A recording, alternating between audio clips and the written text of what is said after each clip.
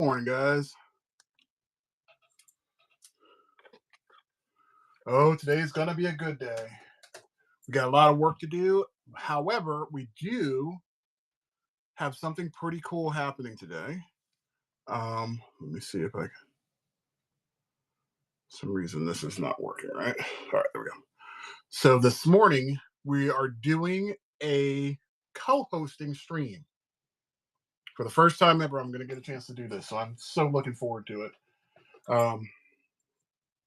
Just want to make sure I get this all right.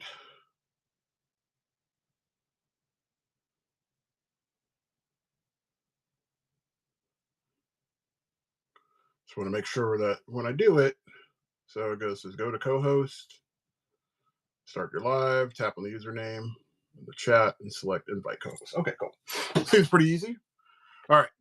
So for those of you that did not see this already, this is one of 4 covers that I'm doing for Custom Cuts. So this is his gunslinger. I literally have everything mapped out for what I have left to do on this one. I'll pull this back a little bit so that way you guys can see what's up. So everywhere there's an X, this is an old comic book kind of trick for whenever somebody was doing inking for a person. And now, it just makes things easier. What's up, Nathan? But this is letting me know where all of the black is going to go for this piece. So custom will get this piece and we'll be ready to rock and roll. What's up, Jody? So you guys get a special treat today again. We are doing a co-host. So my buddy Gabe is going to be coming up here in just a little bit, and you'll see him doing some work. You'll see me doing my work. I'm going to probably be going for about 2.5, almost 3 hours on the stream because I have a lot of work that needs to be caught up on. And then tomorrow we're working on a Red Hood with someone else and then get that one done and get that shipped out. That. So without further ado, let's get to work. What's going on, Charles? Welcome to the stream. I am currently working on wrapping up this. Let me see if I can flip this over. I might do this a little differently. Working on this Gunslinger Spawn.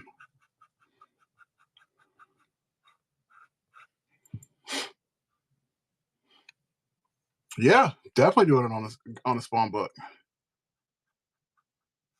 If you give me a second here, I'm going to show you what other piece got done because you weren't here the last time that I did this. So this is the Gunslinger Spawn. This is the second one that I've done. But this was a special piece done the other day. Oh, and I got 2 other things to show. I like show and tell. So this was an even better piece that I got a chance to do. This is a Conan Spawn.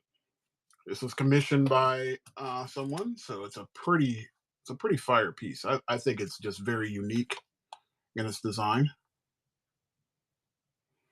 Yeah, I love this one. Honestly, I almost want to keep it, but I can't. I really love this piece. I'm just glad I got pictures of it. And then this was another piece of it. Same person. Sorry. Same person ordered this. So it is a, let me see if I can get it out of the light. So it's a Wonder Woman versus Medusa piece. What's going on, Ant? Yeah, I want to do something that's very gruesome. I did a piece for him prior, and it was Absolute Batman versus Absolute Joker. And I didn't want to redo the same thing, but I wanted something a little more vicious, and I wanted to incorporate her sword. So why not have her putting a sword through somebody's neck? I just wanted it to be just brutal.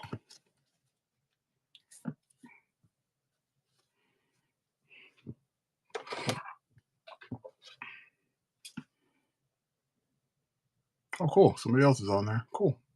Nice. Ian's up. My commissions for the covers are 75, and they will come in full color. Unless you don't want them in color, they by default come in color. Um, so you have the covers that you got there, and if you want to spend $5 more, you can get yourself a 9x12 commission piece. And literally, you can pick any person that you want. In that case, like the Conan one, obviously that was not an original. I mean, that was not somebody that was already established. So that was actually custom made for that person.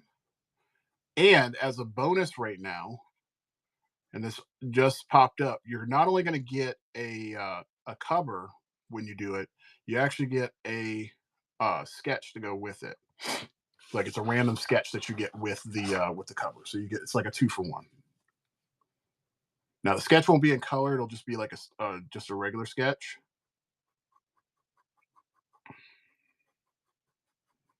And it's either going to come in a 5x7 or it'll come as I believe it's a 7x10. That's the size. Like the last person that got one, they got a spawn.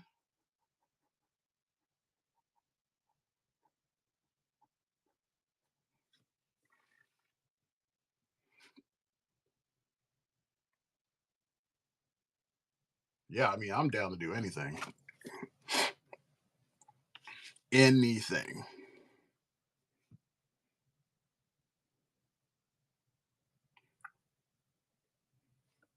Yeah, honestly, anybody that decides they want to order anything, if you make it like unique, if you give me something that I haven't done before, it's gonna be that much better because I gotta. It's not in my brain as far as stuff I know, so it doesn't come off as easy. So I have to try a lot harder, and I have to make sure I put in the elements that are supposed to be there. So, like for the Conan thing, having that helmet was like a must.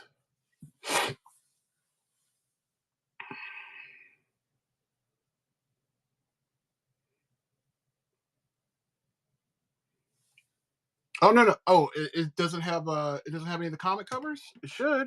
Let me just double check real quick. Hang on, one sec, one sec. Oh, hold on. That shop is.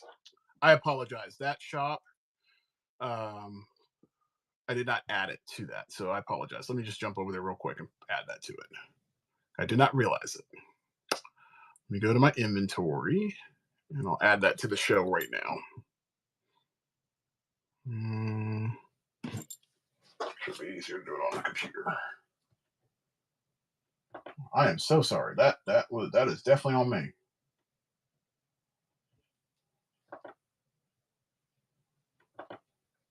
I'm going through. I got to correct all my shows because when I set them up and whatnot, I didn't check that it put them on the right dates. All right, we're gonna select all of those and add them to the show. So it should be popping up here in just a sec.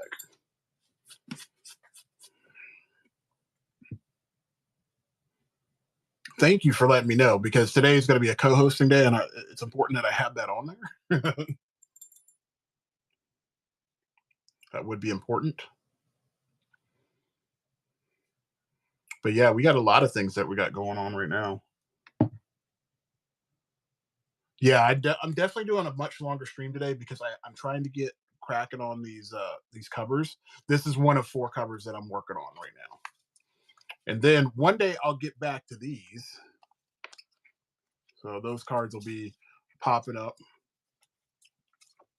one day. I'll get back to that stuff. Yeah, today and Fridays are usually my long stream days. Next week's going to be a fun one because I have talked to Kay, and I think I'm going to be doing a stream with her next Friday. This Friday, she's going to be doing her anniversary show. So if any of you are on there or on here, jump on her stream and make sure you bookmark it because she's going to be having a lot of fun stuff going on there. I'll be sure to add her on this on the stream link. All right, all that stuff is in the shop now. It's updated.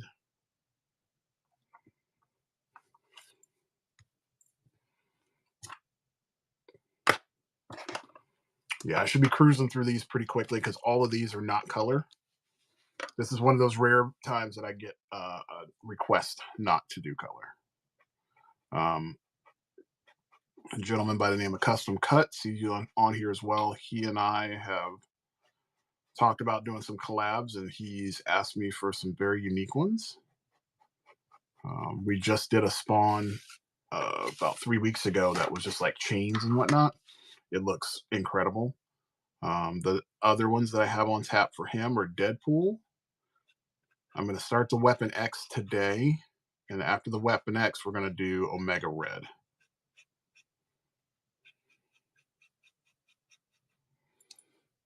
So I'll show you what the mock-ups are for those.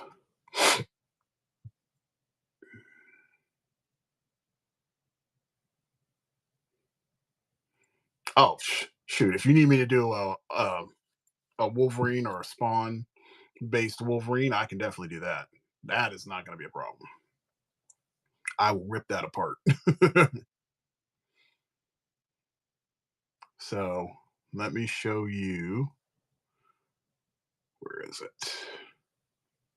So this is the Wolverine or the Weapon X mock-up. Let me see. That's that one. And then this is the Omega Red mock-up. And then last but not least, we have Deadpool that he's going to get on that piece right there. So we have some cool pieces that are coming down the pipe.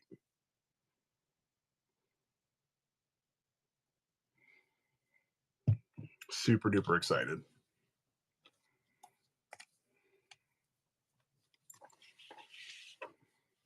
Yeah, the harder the better.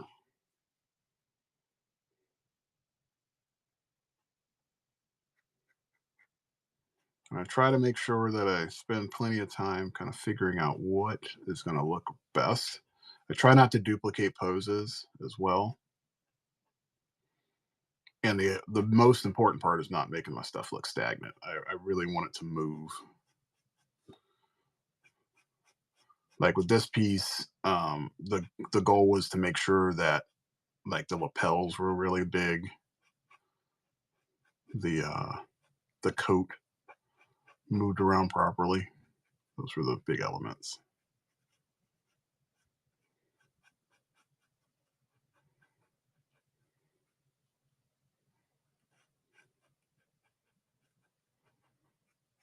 All right.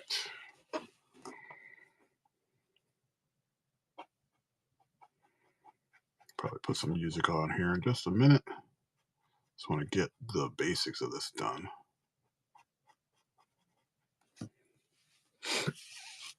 Yeah, and if you're not wanting to do like a Spawn, just I mean, I can do any character. I mean, if you want to do a mashup of any character.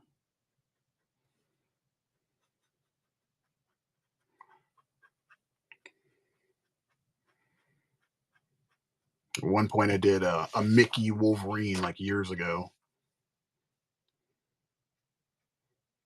I did it specifically because when the merger happened between Disney and when Disney bought Marvel, I was like, I want to do some cool ideas. So I was like, okay, well, Mickey as Wolverine just sounds, as you know, as simple as it gets. You put two iconic characters together, and then voila, you got magic.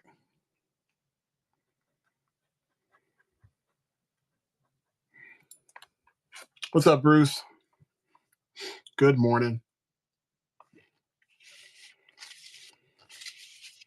All right, so now he's starting to come to life. That's what I wanted to do. I wanted him to look like he's got some life in him.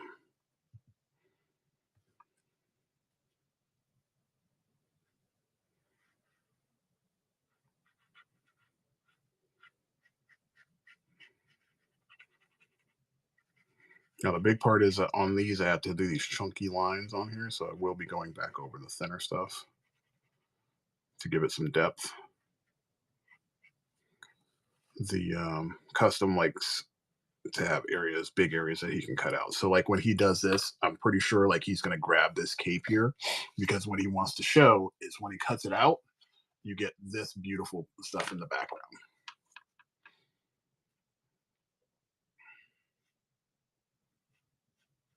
And again, if you guys have not seen Customs work, dude, you might want to jump on it because the man is so good. He did this like this duck book, and he was working on it yesterday. And I saw him drawing it live probably about a week and a half ago, but he finally got a chance to get back to it, and it looks better now than before. It was really good. I liked it in just the black and white, and then he added some color to it, which was looking good. And then the dynamic of putting the die cuts in there is just it just was a chef's kiss.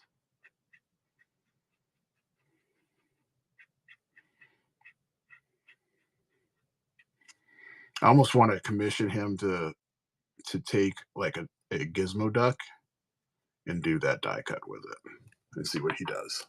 It'll be dope.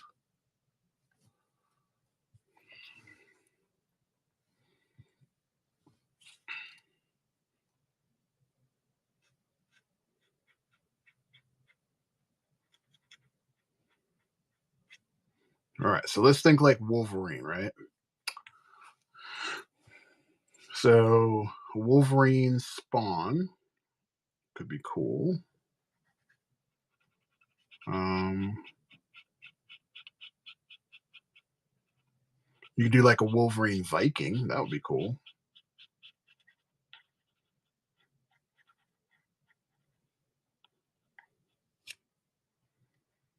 You can make him a samurai, which would kind of tie into some of the stuff that he's already part of.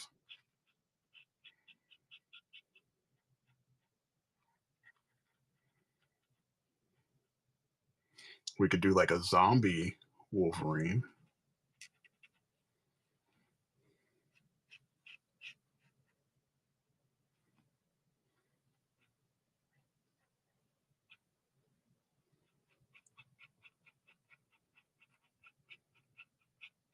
I was gonna say female, but they have X-23, so that's already kind of done.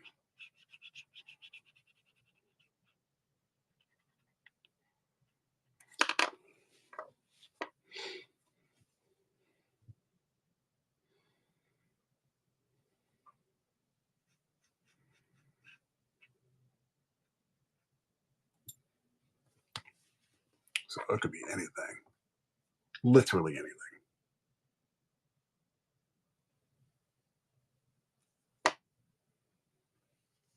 Oh, I completely understand that. That's fine.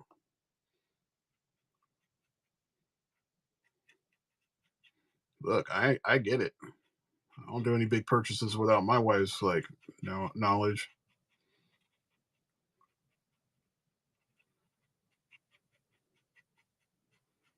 I think my thing is if it's over $50, I'm just like, yeah, wife, you just want to make sure you're good with this. And 9 times out of 10, she's cool with it. I don't spend a lot of money.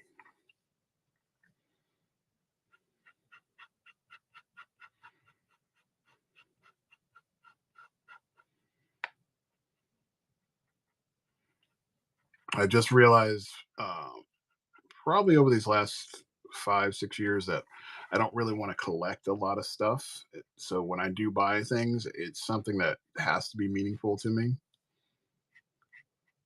It's almost like now when I go buy comics, I'm very selective on what I buy.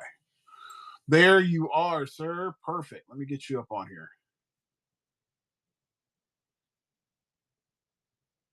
What's up, man? How you doing, Seek? Let me get him on here. I'm gonna invite him. Boom. There we go. All right. So we should have Gabe up here in just a minute. Is welcome to the stream, Gabe. How are you doing this morning? It's early. It's a good morning. It's only 5:49. Good morning. Good morning. Well, early is the best way to start. Yeah, let's go. Well, for Let's me, go. I'm not a late riser. Very Um, weird. what you How's your working back on? treating you? Check it out. I got the Spawn piece I'm working on. Yeah, is that King Spawn? No, this is Gunslinger. Gunslinger, yeah. I've never done a King Spawn before though. What? No, never done it. Why not? Dude. I've never had a request for it, and I do stuff now just via request. Yeah, I should add it to the sketch card stuff that I'm doing because I've never done him before. very nice, very nice. Yeah, I didn't know if you like if I have to schedule a show to do the split thing or if I just hop on. But Yeah, I looked it up yesterday. It's pretty easy.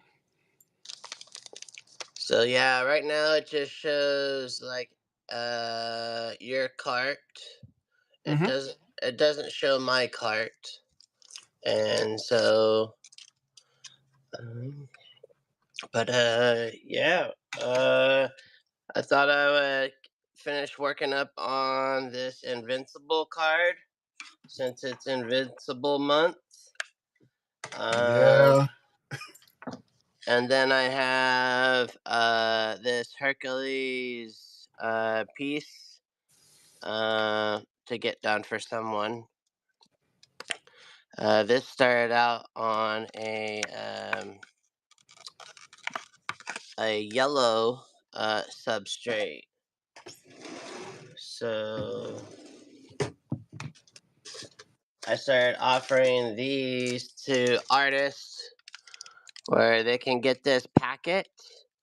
So they could buy this on Amazon, but if they get it from me, they get a sketch. So when you buy it from Amazon or at the art store, you just get a bunch of blanks. And so what's cool about these is one side's colored Hmm. and then one side's white.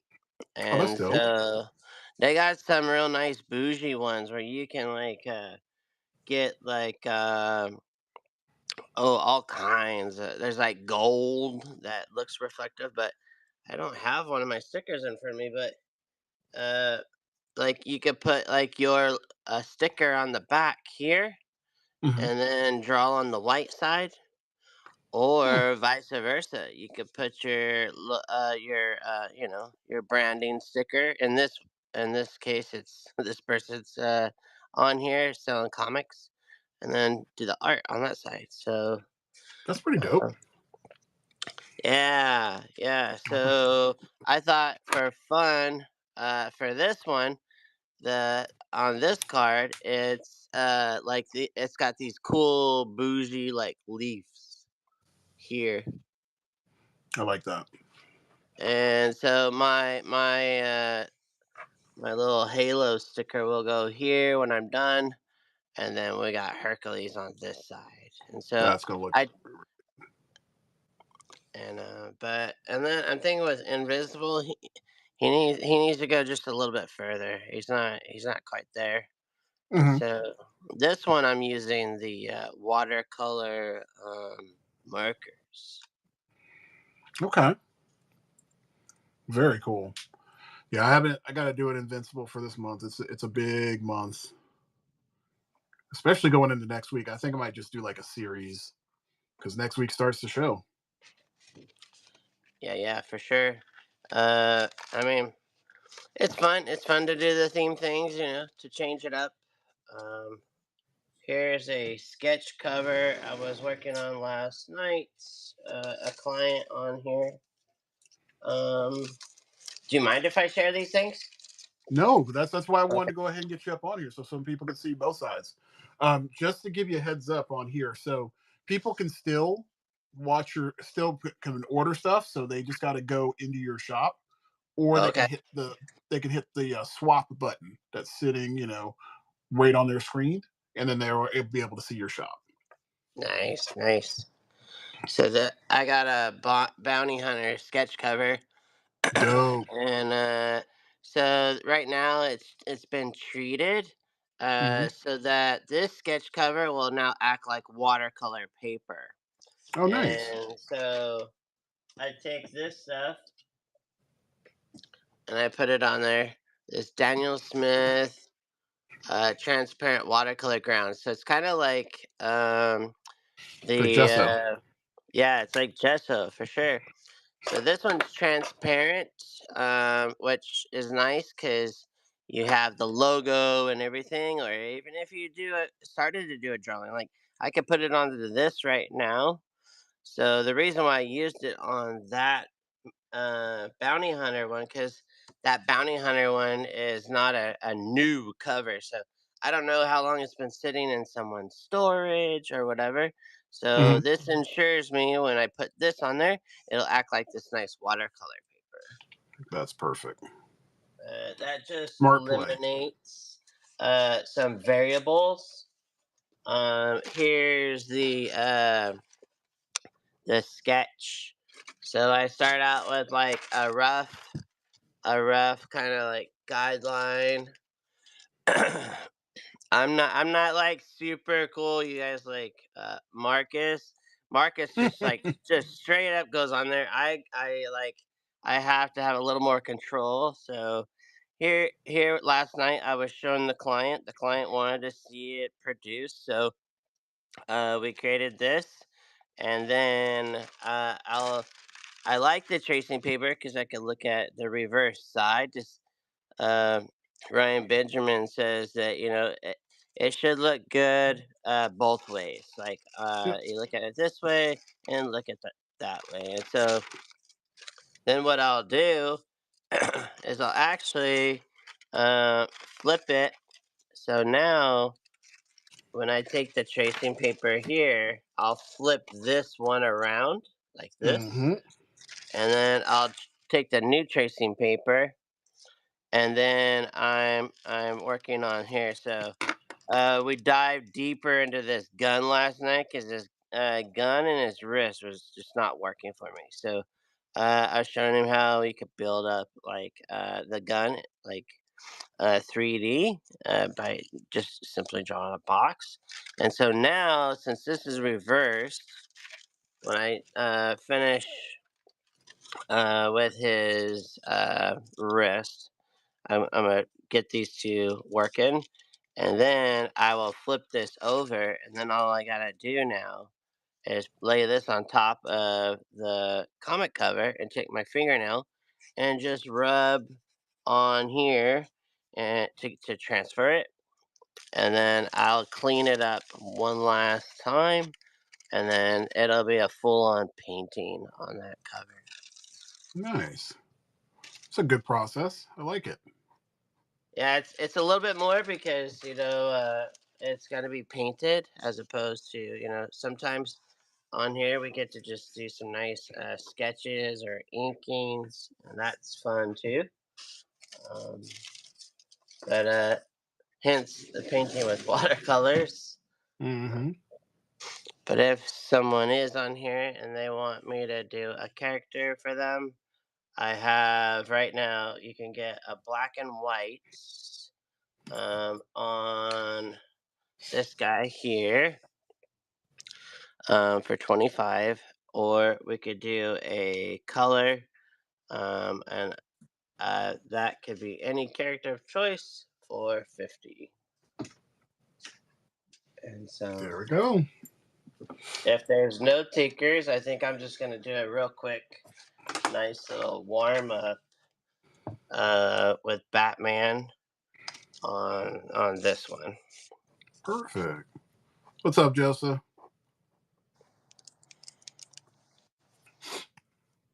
Let me show Joseph this thing real quick so he can see what he's getting. Yeah, let's see it. All right. So, did I show you the Conan spawn the other day? Oh, so good. But All right. So this I know you're a perfectionist. You probably. Oh, are we talking a sketch cover or are we talking a sketch card? no, that was a sketch cover. Oh, yeah, yeah, yeah. Now these sketch cards, these are new. So same person. So Joseph ordered Absolute Wonder Woman versus Medusa. What?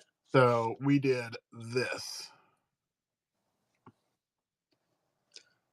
Fire. Come down a little bit more. Nice. What? Look at that. So good. Yeah, it had to be something Woo! different. So he ordered Absolute Joker versus Batman. I was like, I really got into doing the Absolute Joker because I wanted to draw that character for a while because I love the design. Yeah. However, because he's so large, Batman's super small.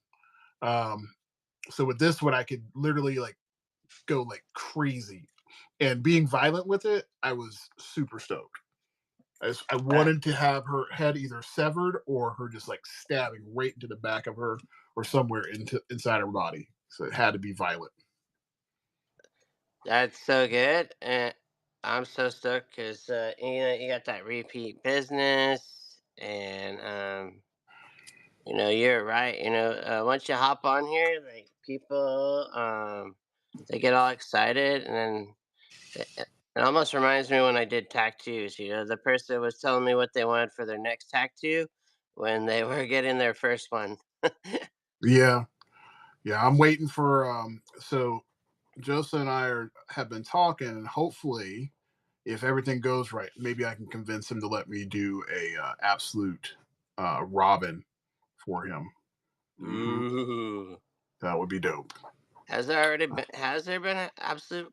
I just started reading absolute. I think I'm on issue 7 Oh, or you got catching up 6. to do, my friend. I'm behind. I'm behind. Um, I mean, I'm enjoying the Matt Fraction Batman series right Hmm. now. Okay. That's been really good. Um, but yeah. What are you reading right now? What are Honestly, there's only two books I'm reading. One of them is Fantastic Four, only because Humberto Ramos is doing a run right now. all right? And then I'm reading Spawn because Brett Booth is on that book. So Nice. I follow artists. I don't really follow like stories. Yeah, yeah, So for sure. I'm very different in that respect because I like good artwork. And if I Yeah. can literally look at the pages and be like, oh, that makes sense to me, and it reads well, and I can literally see myself cutting out pages and panels and putting them up on my wall. That's what I want. And Nice. so I'm waiting for other books to come out. I've been waiting for Jim Lee to do his little Batman Hush stuff. That's like Mm, trickling out. Um, but maybe this, if I can convince myself to buy tickets to his show, because he's coming to Florida next weekend. If yeah. I can get in that, maybe I can do like get the Q&A and be like, when are you putting out your books, dude? Because I really want to buy something. Yeah, Yeah. he gets down. There's so many lives, like you watch a Jim Lee live and you're like you're in it for the next like 2.5 3 hours. It's great. Yeah, but I mean, the cool thing about him though is again, he's one of these people that talks to you about technique and process. Oh yeah.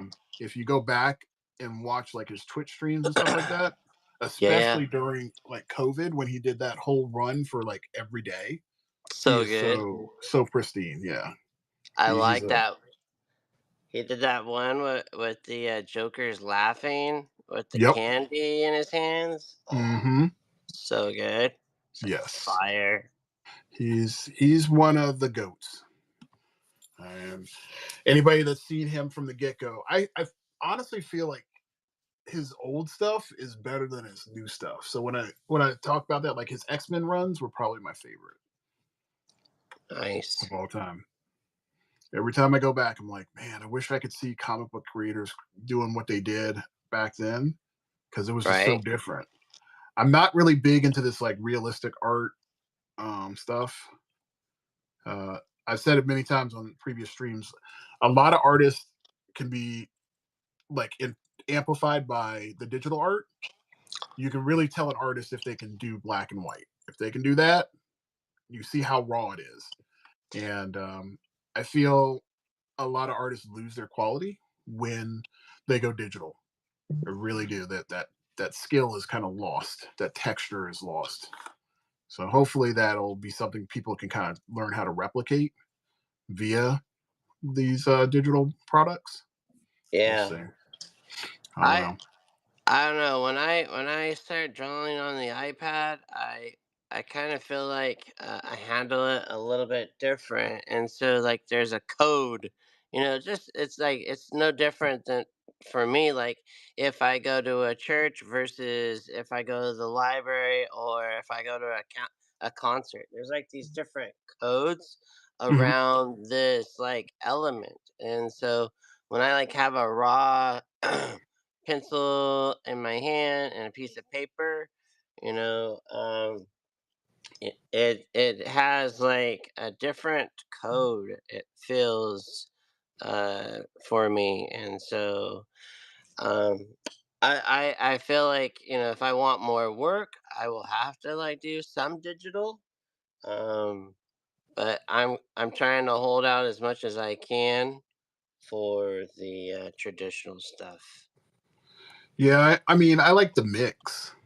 Um, I just find that if I'm going to do digital, I don't try to do it on my iPad. I'll do it on a regular computer. So I'll do it through like Photoshop or some Oh, kind of sketch nice. program like that Yeah, because the quality will be a lot better. So when I use my Cintiq, which is a bigger version of a drawing pad, yeah. um, that tends to do very well. Cintiq is amazing.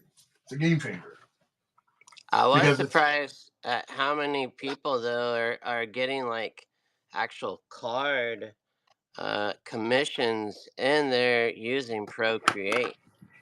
There's a lot of new people that are in the card world and they're straight up using Procreate. And which is helpful because like okay, we're artists. We're not rolling around in bed with loads of money. And to buy Photoshop and Illustrator, that licensing business is really expensive, it is. Yeah, I agree. and to keep up on it. Yeah, I mean that's one of the reasons. Like I have bootleg versions of old Adobe that I can Okay, use, but I have to use it on older computers that are not connected to the internet because they'll kick it back. Um, gotcha.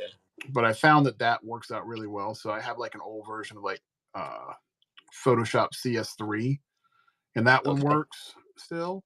But thank goodness, due to my work, I get the full versions to use. But you got to use the tools that are available to you.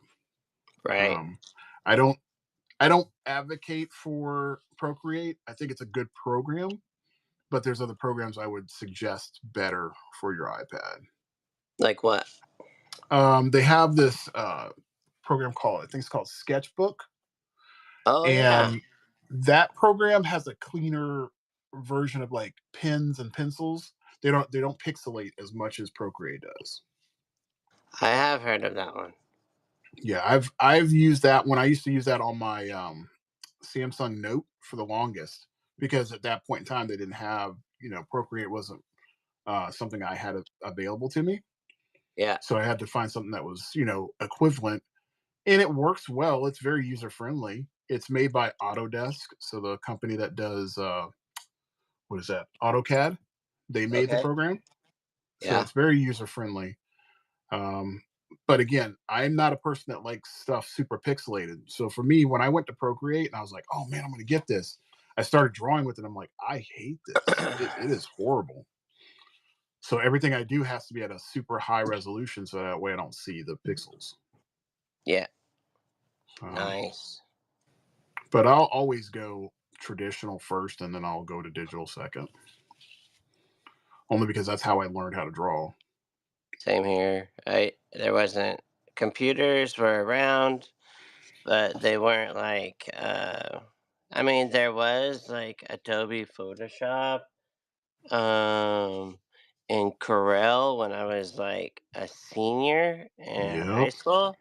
I just gave away my age to the crowd, but I know that but program well.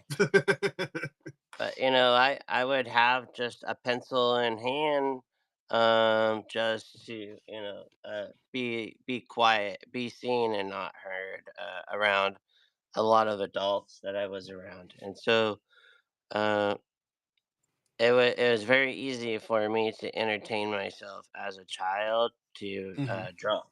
And then I remember going to 7-Eleven and seeing I had my first comic was Frank Miller's. Well, I actually bought with my money. I mean, my mother came home one time from the Moose Lodge and she had like 3 boxes of back issued comic books. But Hmm. I was like, those are cool. But when I went to 7-Eleven and they had the rack right there with next to the Slurpees, you can get this Wolverine that was all black and white with some red, and I was like, "What is this?" And I spent my hard-earned I think I was saving up for it wasn't I was getting the little cutting off the little back pieces of the Transformers to mill in for a Transformer, Right. and I had to just straight up give up that goal and get the Wolverine comic book. That And that was a good sacrifice. but yeah, it was I think it was like a special issue. But I remember there was fun things like growing up. I think some kids are missing out on. I remember saving box tops to like send in to Yep. like design my own Pac-Man hat, and I drew my own little Pac-Man design to send it in. And just like 2 months ago, I came across that trading card, um, and I was like, I remember these. I have to get this, and the guy's like, "You could just have it, Gabriel," and I'm like, "Well, you can't just tell me I could just have it because there's like 8 or 9 here." Mm. He goes, "How about 20 cents a piece?" And I was like, "Oh, you're on." But I really do like card art too. Card art's Mhm. really cool. Mhm. Um, I mean, there's the Pac-Man ones, and these were, a good time. What's up, Marsh?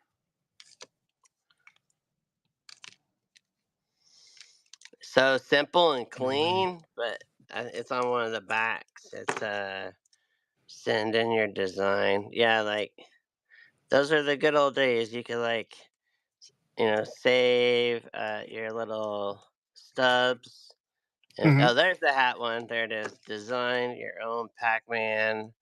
Uh, oh, this one's for a poster. This one's for a poster. But good times. Good times. Yeah, I mean, I look at stuff today. Yeah, kids are missing out. How you doing there, Newly? And what's up, Marsh? Um, like these kids don't get a chance to enjoy the excitement of really pushing themselves and being creative. Um, that's why, like in my classes, I make my students do pen and paper. It's a must because it's hard. Like a lot of them have a very hard time transitioning to that. Right. Um, so it develops a different kind of patience. Yeah, and these are those fundamental things that we have to pass along for people, and you problem solve as well. It's critical skills, critical thinking skills. Here's what you'll appreciate. When animation made it to the arcade. Oh That's yes, I remember that show. I love that show. Dragon's Lair. yeah. Yes, I that's that mean, Don you Bluth. had you had to be able to draw this stuff, you know. And then when Yep. I saw that I could also play this at the arcade, there was Nickelcade like all day long, Yep. and then what's cool is it shows the sketch on the back of these. Agreed, Marsh. That is true. Look at that. What's up, Biro? Yeah, I mean, Marsh was bringing up something that if you can draw traditionally, you can draw digitally. Yes, the transition's way easier. Digital is shortcuts a lot of stuff. I mean, I don't know, but my Pokemon, they don't do this. What this card does. This card is this is I'm even pulling this out of the wrapper. It's 1995, folks. This is so. This is actually my college days, Hmm. and here we go. This look at this. Oh yeah, that Boom! look. We used to be That, entertained with pop-ups. Look at that. that's a rare one. A pop-up card. All right. They are missing out, Pokemon. Pokemon ain't got nothing on some of the stuff that was created back in the day. Let me I'm gonna enlighten you because you may or may not remember this stuff because I was an avid comic collector. Let me see if I have them in here or not. I hope I do. If I don't, I'll go get them. They're not in this book, but I do have another book. All right, so I don't know if you remember like Wildstorm. So this is Yeah. Jim Lee's company. Yeah. So Pokemon ain't got nothing on these cards. Like these cards were amazing. Woo!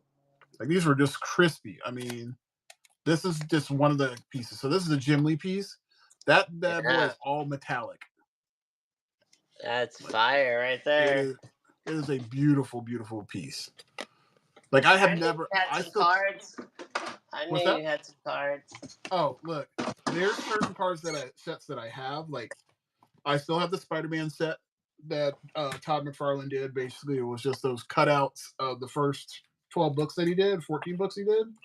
I have the Youngblood set, Wildcats, and of course, you cannot not have the Marvel sets. Like the first 3 Marvel sets, those were chef's kiss. This is one of my prized possessions right here. This is Neil Adams, signed Neil Adams. Oh damn! Oh, is that's a 2000 set, right? The Death Watch or something like that. So this is 1993 continuity Jaguar, and I actually had to pull, and I had to go after some sports cards that Neil Adams did. Mm-hmm. He did these. He did a whole sports series of cards.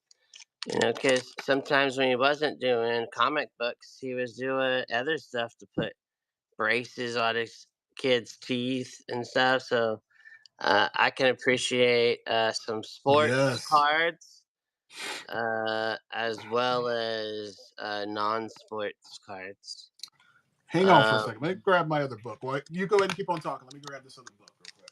But yeah, you know, all these things are just inspiration. The reason why I brought them up, you guys, was because, you know, as artists, we enjoy the stories, but we also, you know, enjoy the art. And if you're wanting to learn how to draw and some dynamic poses, I mean, yeah, that looks just like a Neil Adams, you know, Batman falling forward, dynamic pose. You know, look at that nice little touchdown piece. And here's a good, nice, you know, bird's eye, or sorry, worm's eye view. Another. I mean, you could learn from this on not just. I actually like this nice pink thing coming behind him, and this cool moon back here. Look at that, you know.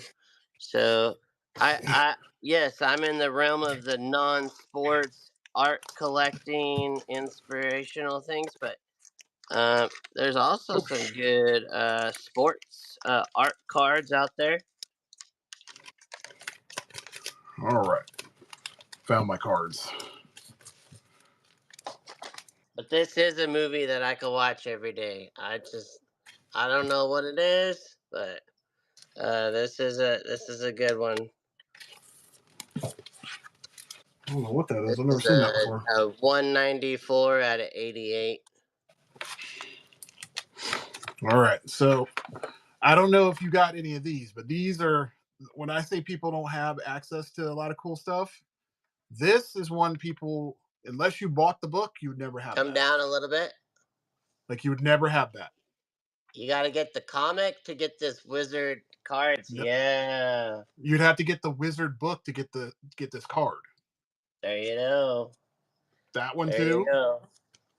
And then unfortunately, this one's kind of a hard one, but this is actually so when they did the X-Men books, they had like this transitional um X-Men card. Like they had six of them, where they were kind of like this hologram. Yeah. Come on. They even did it like these were special editions, and I still got to get the other four for the Spider-Man pack. Yeah. All right, so you were talking about Neil Adams doing the sports cards, right? Right. So here's Jim Lee doing Larry Bird. Yeah. Come on.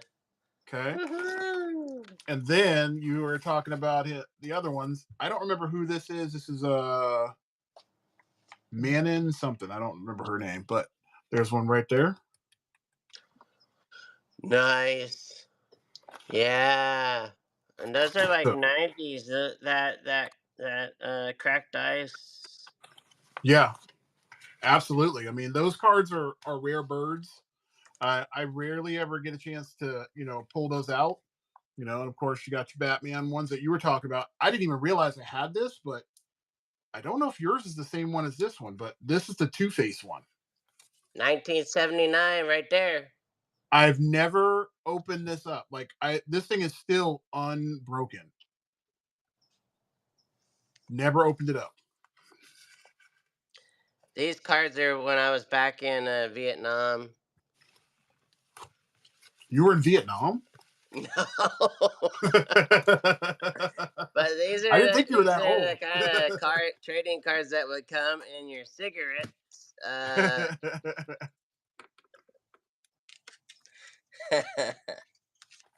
So I mean, when we look at stuff, oh man, I forgot. That's where my Ryan McNeil piece went. Oh, cool. You go through your cards and you're like, man, I forgot where that card was. But like, there's the Death Watch 2000. I still got to get the rest of those books. Oh yeah, I have that whole entire set, the Death Watch. You can get lucky, and get yourself the box. And you want this box. You want this big fatty, because you'll get lucky and get this one right here. Bam. Oh man, it's the Shaquille O'Neal piece. That's dope. Yeah. Yeah, I wanted to go. I have all the cards. The cards I have, so that's not a problem on that. I want to get all. You have the acetates. No. That Okay, I don't. there were some special acetates too that. But anyway, I digress. Go ahead. Oh, so I want to go ahead and just get all those books. And Marsh, I wish you'd kept your cards, man. There's nothing like going back to those things. Like nothing. Nobody has them, so they're rare birds. So if you got them, you got a collection there. I bet you don't have this one, though. No, I don't have one of those. I do not have one of those. Absolutely not. Here's three last vintage ones. I'll get back to work. So this is 1992 Boris. Boris is so Ooh, good. Look at that hologram. That is beautiful. That's and shiny. then we got some 1978 Penguin. Very nice. And then we got the Riddler. That's dope. And there's some Batman ones in there too. But you guys want to see us draw and do pictures? Hey, look, it's Okay, always good to okay. Here we got. I know people to see this kind of you stuff. like the Joker. You like the Joker. That's gorgeous. Yeah. We love it. We love that kind of stuff. You can still get this stuff. You just go to the don't go to the. You could go just to the simple card shows that are held at the churches or held at the community center or at the mall. But these are the cards they're giving out now these days at the dollar store. You get a figurine and you get a nice little halo. Yeah, I just don't think they try as hard with the cards nowadays.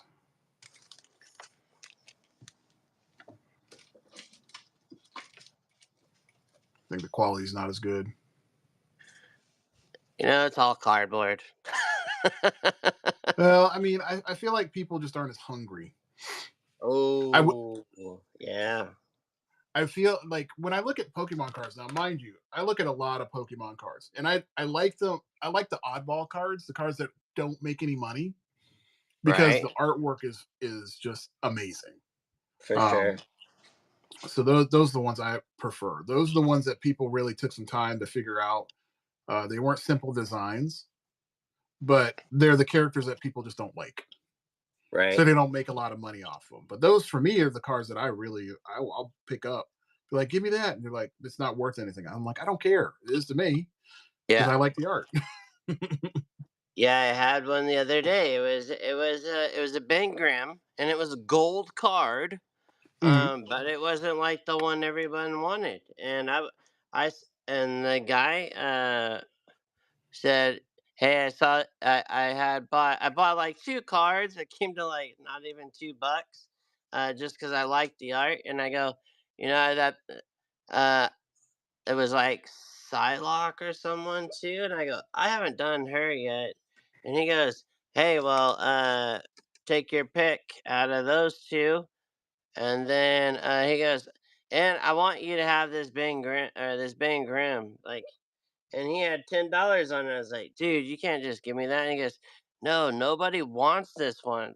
But I thought maybe you like Ben Grimm, and I go, "I do like Ben Grimm, and I already have that one, but not in gold." And Mhm. he goes, "Obviously, you're an artist, and you get cards for the art." Yep. I go, "I think that was a compliment." Yeah, he was giving you a compliment, a good one. But yeah, it was pretty funny because he was like, I could tell. He goes, and then he's all, "Yeah, you gotta definitely do Psylocke, man." And if I'm saying that right, Yeah, you said it correctly. she's like in purple and Yeah, she's got the sword and the psych blade. Yes, yeah, she is dope. Yeah, I was telling somebody the other day, like, we were talking about, was it Marvel's Rivals? yeah. And I'm like, I wish they had made Marvel's Rivals a fighting game. I thought that's what it was Ooh. going to be before I even saw any Like of the KO, gameplay. yeah. I thought I it would was have been like like, gonna be like I will give you my money for that, because right, I saw the artwork before I saw the game. And I was like, I yeah, love these character designs. I mean, I would love to play it like kind of like a Capcom kind of game. But yeah. one of my students at the time brought his computer in and he started playing it. I'm like, oh yeah, cool. So you get to pick all this stuff. He plays it. I'm like, hold on, it's a you're walking around kind of game. That's what this is. And he's like, yeah, that's what you're doing. I'm like, okay, I'm out. I bailed out real It's like fast. I'm like, Minecraft. I Yeah, can't do that. For me, it's just like, I get it. It works for some people. So for me, from the visual side, I'm like, all right, I get that. I'm going to buy the art book and all that stuff. So you got my money on that end. But I prefer to play a fighting game, kind of like right. the old X-Men game. That would be great. Like Street Fighter. Yeah, You could do Street Fighter, or even if you're going to do like a walkthrough game, I would have done like the side scroller, kind of like the old X-Men game that was done years ago. yeah. I will That would have been play. cool. I'll play a digital card game. Like Snap. before I'm gonna play a walkthrough game. That's just me. I don't blame you. I'm not a hate like for a long time. My friends would try to get me to play Halo, and I'm just like I can't do it. It's just for me, it's boring, and two, Uh it kind of like makes me kind of queasy. You know, walking through and seeing all those like back and forth angles and whatnot. It's too much for me. huh. For So sure. yeah, I'm uh I'm weird that way. Like I can't. Yeah, that's It's a little yeah. too much, too real. It's almost like watching the Blair Witch Project. I can't watch that because it makes me sick. Which one? One or two or three? The first one, I legit almost puked on the first one. You Uh, took it back. You took it back to Blair Witch. Woo. I mean, look, there's only two movies that I I've hope you've almost seen puked more at. movies since Blair Witch. Oh yeah, I mean, when I took my I sister to mean, go see. independent film. Oh yeah, we went to go see Cloverfield, right? And my Yeah. sister and we were psyched. We're like, this movie looks awesome. We got into it, and we were sitting next to each other, and we looked at each other back and forth, and we just wouldn't say it. We're like, we need to leave. We got done with the movie. We're like, that movie was a horrible experience. Like it was bad. I mean, the whole process, the idea behind it was great, but Yeah. the fact that you're doing like that found footage kind of thing, it's too much. Right. Right. It's way too much. I thought the creature designs were cool. The concept of the aliens coming through. Anytime that you do aliens, as long as they're pretty good, I'm in. Come on. I like that all these new. There's like these new documentaries on all these. Uh, well, just pop art, just general, not one specific. I think like last night I started watching one like how Dungeons and Dragons art started, and they were getting kids, they were getting people from high school to do all the first D&D artwork stuff, and I'm That like, makes sense. whoa, that's so cool. That makes a lot of Um, sense as to the feel of it all. It yeah, it, it really does. and then Because you're I can't even pronounce the one guy that was like the hit. It's some cool name where you have to roll your R's or something. And he was like he was the one that just leveled it up, and so everybody was there. They were like, "We're all high schoolers except for that guy." And that guy came in on the scene, and he really and that's what's pretty cool. That's neat. Yeah, I remember my favorite, like when I was in high school, and I'm still mad to this day that I let this person borrow this. So every year, R.L. Tolkien used to have a calendar come out. Yeah, And I don't know if you ever saw his work, but his work that he used to do and some of the commissions that he used to pull were yeah. so unique. And there was this one piece in one of his calendars where he had this, it was an elf pulling a bowstring. So all of the work in the book was all watercolored. And What? it was stunning. So I let a friend of mine borrow it just so they could use it for reference. I never got it back. And Ah. I spent years trying to be like, "Hey, I need that calendar back because I really want Oh the piece in there." And they no. never gave it back to me. So that one was. I've tried looking for the piece online and whatnot. I can't find it. Not one day I'll discover it. When I'm just sitting And, down and I'm just doing a deep dive, I'll find it.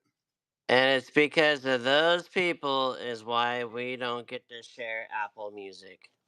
This is true. It's because all you people that didn't return our nerd stuff now Yes, do not get to share Apple Music. this is true. This is very, very true. Yeah, I just man that to this day, I thought she was a cool person. She still is, from what I remember, but that one was the worst thing that I had happen to me for as far as giving away something for somebody to borrow. Oh man, I'm I'm glad it happened to you later in life because I started early with me with a Hot Wheels car. I'll No. never forget that one Hot Wheels car, and it goes big money on eBay too. Oh, I'm that like, sucks. your brain goes, did he cash it in? Probably. Probably. I was like, man, you suck. I'm so That's mad at you always right funny. now for taking my stuff.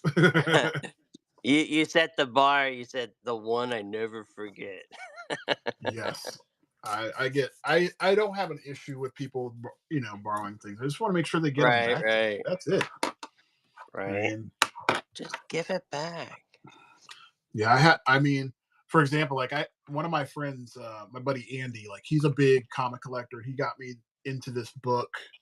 I think it's the people that speak or something like that. It's this girl that wears a mask and she is like fighting against demons. Well, he let me borrow the books like years ago, and we just haven't connected. But I've held on to the books, and I've let him know I'm like I still got them. We just got to catch up so I can give them back to you because I don't Yeah. want to sell them. I don't want to get rid of them. I wanted to read the books, and he let me borrow them. And I'm never going to sell somebody else's stuff. I even Right. have one of my buddies gave me like lithographs of the Watcher and from Ooh. like Justice League because he had to unload his whole collection because he was moving. So Yeah. he had a huge, like probably like 10 to 15 grand worth of comics that he sold to one of my buddies. And then he Nice. had all of these lithographs and whatnot. He's like, "You want these?" And I'm like, "Sure." So I've held on to them for almost 20 years. Yeah. And I'm gonna give them back to him because they're his. I have no desire to hold on to them. So I just got to get his address and everything, and then I'm gonna ship that out to him. Nice. There we go. All right, so that one's done. I would watch that. I would watch the reunion of that being returned. It'd be just as good as like when the animals get to see their owner again coming back from the military Yeah, at the airport. I mean, it'd be really cool because I mean, he now has like kids. He's got like 3 or 4 kids now, doing really good, happy life. And Yeah. now I think it's been more than enough time for me to go and be like, hey, I need to get this stuff back to you. Like Hey, you remember your stuff? I don't even think he remembers that I have it. To be honest with you, Yeah. it's been that long. Yeah. But That's I'm gonna funny. reach out to him and be like, hey, you want to get this stuff from me? I'll pay to ship it out. You can have it. It's all yours. Nice. All right, so let's see here. We'll do Old Man Logan on. We'll do that one on Old Man Logan. I think. Ooh, I don't know which one I want to do. All right, so this one gets the spawn. Where did I put that? That goes in here. Too many things to keep track of, but that's okay. Right. That's a good problem. That is a good problem. How do you keep it all straight? I know you're um, good about getting folders and stuff. mhm. We lucked out. My lovely wife saw on market Facebook, and somebody got rid of a whole bunch of folders. That's the way to do it. I mean, I just find like I'll print out their invoices and all that stuff. I'll get it onto their mailer or put it inside their mailer so that way I don't lose it, and we'll just Nice. go to work. I have, like I said, I have these left to do. Then I'm going to be working on that Red Hood tomorrow, so that'll be fun. Yeah, Red It's just Hood. Come on. it's just trying to figure out the right poses for every character. That's the hardest part Right? because Yeah. I don't like boring stuff. Uh, Never been I that don't person. think I don't think anybody likes boring stuff. Well, I mean, I've seen people like throw down like really super quick, easy characters. Oh yeah, like I'm a profile shot. Yeah, I'm not built that way. Yeah. I mean, there's some people that can do it. Like, Well, that's uh, because you like animation. that's true.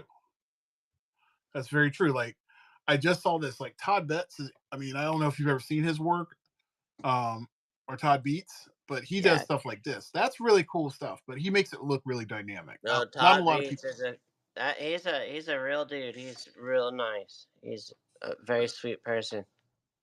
I can't wait to meet him. I'm hoping I get to meet him next week. He's a real dude. Yeah, He he's runs definitely. in he runs in the similar circles as myself with the CAF Mhm. art gallery group. Um, if a lot of you folks like go on to Pinterest and stuff like to look up stuff. Go to CAF, CAF, and they have an app now. And if you want, you could put in your favorite character. Like I bet you'd like you'd like to know when a new collector has found a new spawn piece. So for instance, you if you downloaded the and they call it decaf, and the app you can go into the app and you can put in there that every time someone uploads an original painting or like a splash page drawing or an ink pages of spawn, every time that somebody collects something and uploads it onto the CAF website, you Mhm. get notified. And I'll Oh, tell really? you what, it's exciting. I'm like, oh, I saw a Hulk the other day, and I was like, I didn't even know about that issue. And so, guess what I do? I go and read that issue, on my app. That's Um, dope. and so, but yeah, like it. But if you go on the website, you can put in a couple extra um, uh, uh, characters or artist's name. If you want to see more Jim Lee stuff or some, Cuberts, one of the Cubert brothers, you could put in there. I think I have Addy, him, for whenever someone, and I didn't even know he did like some like Star Wars vehicle thing, and I was like, what? And so, and it's also related to on CAF. There is some, and they also have a big YouTube thing. But over there, you can also uh, uh, you can upload some of your collections of things too. So there might be some people willing to trade you for something that you're trying to find. There's people on there that they're collecting a whole comic book or creating a whole master copy of Wolverine card set, and it's fun. Like so, sometimes I like to go over there and look up uh, real sketches, real artworks. I like those comic books that are like the uncuts. It's got the story. It shows what you got the story, and then it shows all pencils through the whole thing. That's cool. Yeah, it's a good time. But anyway, And you said so that's called CAF. It's CAFF or CAF? CAF. Okay. Yeah. And I think it's like comic art um fans. Comic art fans is the abbreviation Oh, for it. okay. I know what that is. Yeah, Yeah. I know that site. So they're the ones that do the OAX Gotcha. I know down there in exactly what it is. Florida. Yeah. And so it's definitely worth looking into. Yep, CAF is. I've been following that. I actually followed that before I went to Pinterest. Nice. Yeah, Nice. that was one of my spots because I would because I was trying to get like a lot of Michael Turner stuff so I could figure out like his whole process and everything. So I'd collect Yeah. a whole bunch of his work through there. And same thing with like Humberto Ramos. That's how I really got onto him through there. See, what the nice thing about you, you've been strong in this whole scene for quite some time. I have so many gaps for myself when it comes to the comic book world, and so You've been nice and slow and steady, so I, I bet you don't mean you could bet. Oh yeah, I know that character, and you can draw it up. Well, So my thing is that I mean, I don't follow modern comics anymore. I yeah, follow like my deep dive was always in older comic books because we had less, so those characters were very valuable. yeah, So like when we think of back when in the '90s, we had a specific character that was our character. So like Blade is one of my favorite people. On the X-Men side, it was more like the original Deadpool. That's my favorite version of Deadpool because yeah. he didn't talk; he just acted. Nice. Shatter Shatterstar is one of my favorite characters of all time. So those are now it's so oversaturated that it's hard to really have a favorite. And there's too many Comics, storylines going on too. comic books come out every week. Yeah, I mean, it's hard to keep track of. I mean, think about it. Like when in the '90s we had what one Spider-Man title, Yeah, and we had X-Men titles. Like we had X-Men, sorry, Uncanny X-Men. That's what it was, and then we had X-Men at one point. yeah, Um, but there were other like side stories. So we had like Excalibur, we had X Factor, all those kind of things. But they all, they tied in together. Now we have, you know, Spectacular Spider-Man and all these other things. There's too many titles to keep track of. And I think they need to kind of like slim it down. I understand why they do it because from a business aspect, but from a consumer side, it's tough. for sure.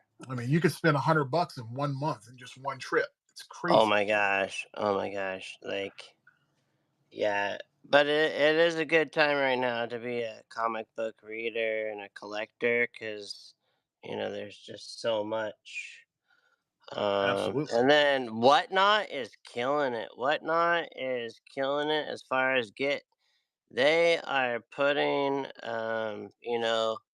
the word out. I'll tell you what, this app, there's I mean, this app is putting out that whole dork thing that went on fire. Mhm. That happened here, and there's several other comic books. Not just dork, but I haven't had a chance to read it yet. It's like the Florida cocaine something or other. It's crazy. It's like Marshall could tell us the title of it, but there's been some titles that have just blown up, and that's just recently. Um, Yep. I was like so blown away. There were people already breaking certain cards on Whatnot before you can even get your hands on them. I'm like, how does that happen? Where did those guys get those? Like the new Ninja Turtle, out on Amazon, it says you can't even get it till May, and there was people already breaking them last month. I was like, what? That's wild. That's wild. Yeah, Marsha, just to answer your question, like Battle Beast is amazing. Like Ryan Otley is a different kind of artist. He's pushed things to a different level. If you ever get a chance, watch him here on Whatnot. He's one of the best out there right now. I wish what's his name? John Boy Myers would throw up on here. He's really good. Whenever you see Todd McFarlane pop up on here, he's dope. Um, but yeah, Whatnot's changed the game. I agree. It's a very different platform because it's like YouTube and Artist Alley had a baby. It's awesome. I Well, mean, I went to my local comic book store the other week. mhm, There was a comic book that was only like $5, but here on Whatnot, it was selling for $80 on that's its crazy. first week. I'm That's crazy. like, I was like, but I can't be that guy that buys it right now for $5 and try to flip it. And first of all, me and my wife aren't in agreement on that, and to go and spend those funds to do that kind of thing.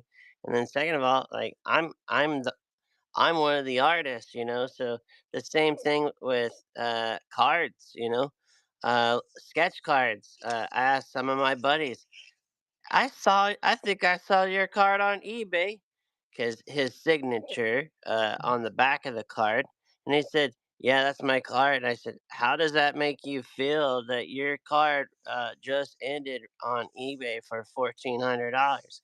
He goes, "Oh, it doesn't bother me anymore now, but it bothered me the first time when I saw one of my cards go for the first time for 700."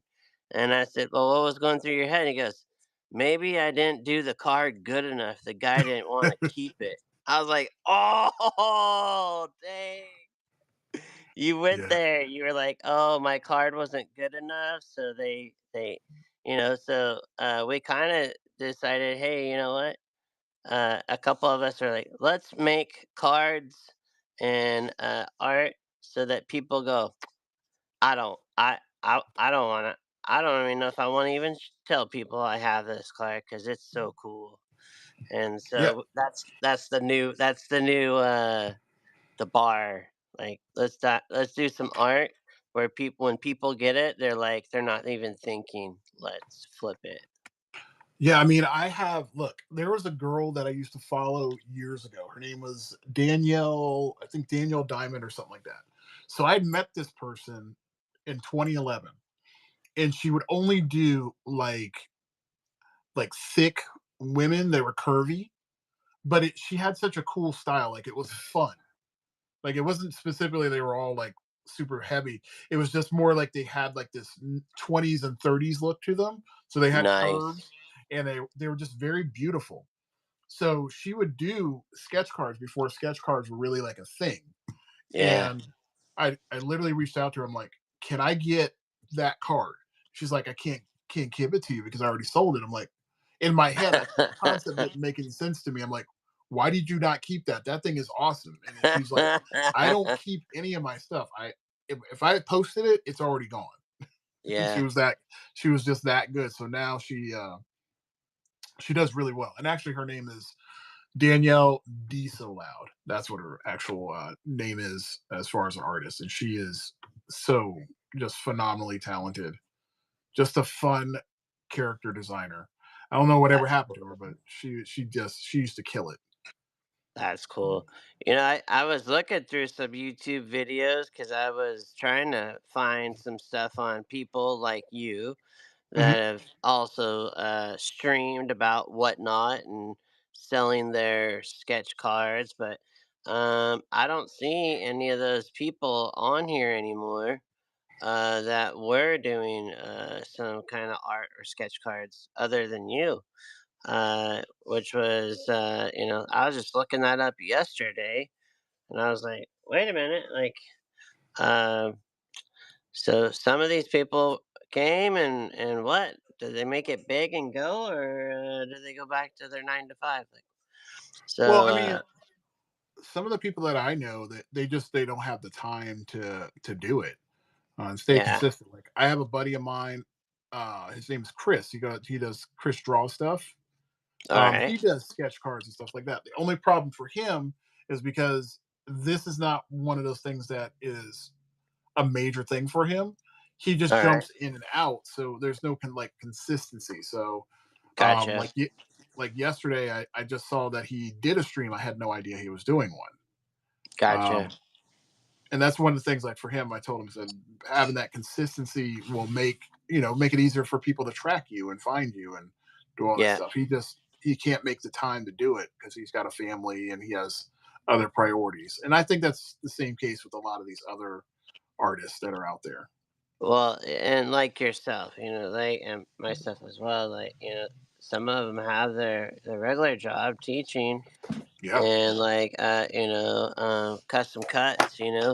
There's Hmm. sometimes they're on here like like a lot, and then they go away for a little bit. And there's one guy on here. I'm trying to think of his name, but I got 3 cards from him. Anything watercolor that he did, I picked up, and but he had like, all right, I'll see you guys in 3 months, and so he goes away for 3 months, and he basically hops on here and sells all of his little demos that he does for his students in his art classes, That's and impressive. so and he was letting some go as low as like $3, but at the end of the day, or at the end of the hour, he's one of those guys can hop in and hop off because he had everybody know when he was going to come back on. So there was all these people saved his show, and then they knew what time he was going to start, and then he was going to have a whole bunch of stuff. So he had like 65 cards, and Hmm. I think if I were to like add it up in my head, he probably finished around like 1,300. Wow, um it's a good day. and but because some cards went all the way up to like $100 or more, Hmm. because of the character. Right. And so, but then there were like ones like, nobody wanted the watercolor ones. They all liked that black and white pen and ink that he was, Right. and he actually spent less time on those ones. So, it uh amazing artist. I feel so bad right now. I can't remember his name, but if I remember, I'll bring it back and type it in the group notes. But Give me one sec. I'm listening while you're doing that. I got to answer this question real quick because somebody's asking how to link their YouTube to the whatnot. So while you're doing that, you can keep talking if you want. yeah, I've there's a lot of amazing artists on here. I'm very grateful for Marcus, and the list goes on. And some of you are on here, just on here. I'm impressed with some of you that can be on here so much. There's a few of you I haven't had even a chance to meet yet, because your times are like when I really am in my RM sleep. Like Marsh, oh my gosh. And Marsh has done some other later ones, but I'm like, well, that's the day I really sleep in. I don't sleep in really. My wife will tell you, no, you don't sleep. But yeah, and I do like how uh whatnot will give reminders. You get the little pop up that says, "Hey, you've bookmarked this show." And that's been cool. Except for I did notice my email is filling up a lot faster. Right. So I'm gonna have to just take one Saturday and just clean that all up. Um, so There we go. All right, Art. I just went ahead and sent you a link. Oops, hold on. It didn't send. is that art by Rob? Yeah. For Nice. some reason it's saying that's something suspicious, but I I'm need gonna to send it move in. my camera lower because All right, I I just went haven't. ahead and sent you a link so that way it'll help you set it up. It's actually really easy to do. It's really really easy to do that. Are you just using the whatchamacallit, the ORS still? What's that? You're just using the one program, the ORS, to do it? Well, no, I was using OBS, but OBS, I have sorry, that yeah. on the back end. But I just go through whatnot. It just needs your YouTube stream ID. That's all Oh, it is. nice. Oh, cool. That's that easy. Yep, very very simple. I have the OBS on there mainly because I want to record my shows like on my computer. Yeah. Oh shit, this is some cool stuff. T Artsy just went ahead and said, "Hey, check out my stuff," and I'm like, "Oh, this is nice." Yeah, send it to me too. I want to check it out. Yeah, just go on there, T Artsy. Yeah, good stuff. TRC. Yeah, Yeah, TRC just message me your stuff. yeah, that one's a good one to check out for sure. Really cool artwork, really detailed. So I like to do these little warm ups. It probably took a little bit longer, but I'd let this one go today for $20. If someone wants to grab that, just message me. Uh, nice little quick Batman. And then what goes on the back is one of my sticker guys. If you get on like Sticker Mule or one of those guys, and you get on their email list, actually it's Sticker Mule that you can get a cool T-shirt. You can have your logo ready for like your branding stuff, like that cool cartoon picture that you've done of yourself for your profile, Marcus. Who is It's this through? the Sticky brand. They make stickers, Okay, but they send out a monthly print off one T-shirt for like $14, any size. that's All you good. gotta do is send in your logo, and then they will put it on the front of the shirt.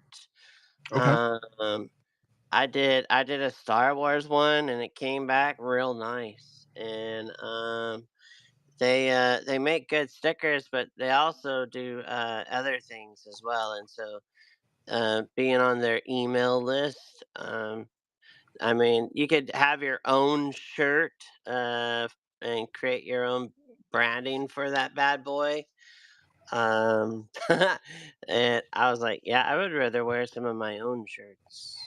yeah. I mean, I'm looking like I've tried making my own shirts. I don't have a lot of time to work through Yeah, that process. So if I can have somebody else do it, absolutely, I'll do that. right. I'll pay them for it.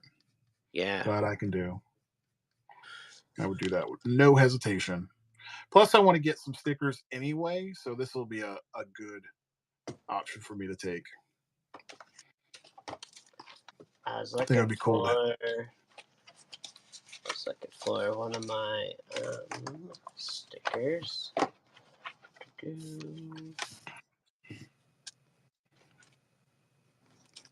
It's nice little collectibles, like a little surprise. Typically, those little warm ups sometimes look more like this, where they'll be done faster.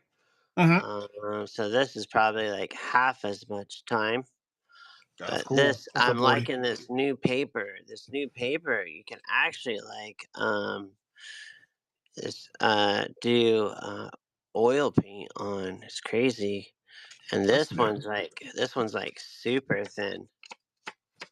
And so, but this is before I found out about Marcus using the cardboard backs, or not cardboard, but the comic book boards.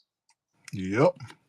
And so the difference in that is, oh, that's like two of them. So here's one, and then you got this guy, and he's pretty darn close. Pretty darn close. But this is probably like less than half. Yep. And so almost too thin, so you don't want to. But the material I used for this guy was really fun to create that lovely texture. It's the same people that do the Tombow markers. Yep. Same people like this. They make a wax ink that's Hmm. pretty cool. Yep.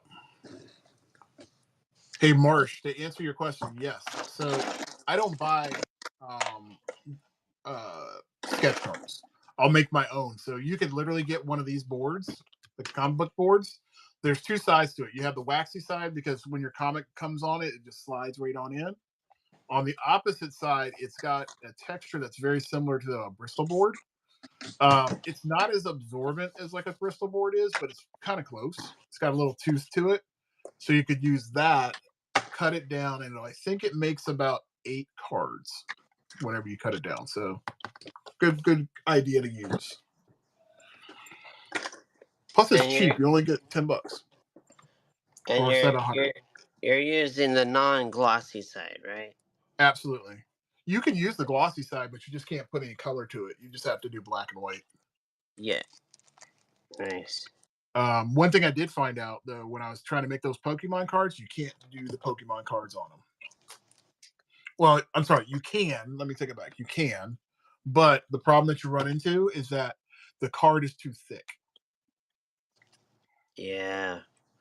So So you were showing earlier the yeah, that Pokemon card is cool. yeah. That got So me excited to use that same cracked ice on this Joker.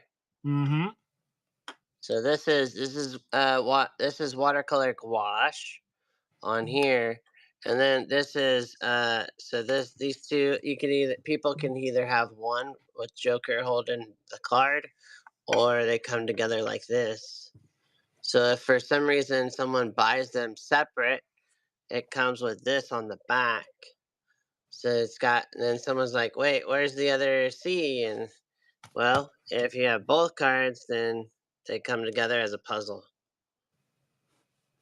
And it also says one of two, two, two. So people can buy these individual like this or like that. And I haven't put them in the cart yet, but when you put that cracked ice on the Pokemon, I was like, oh, I bet that would make that like eye on the Joker look really good.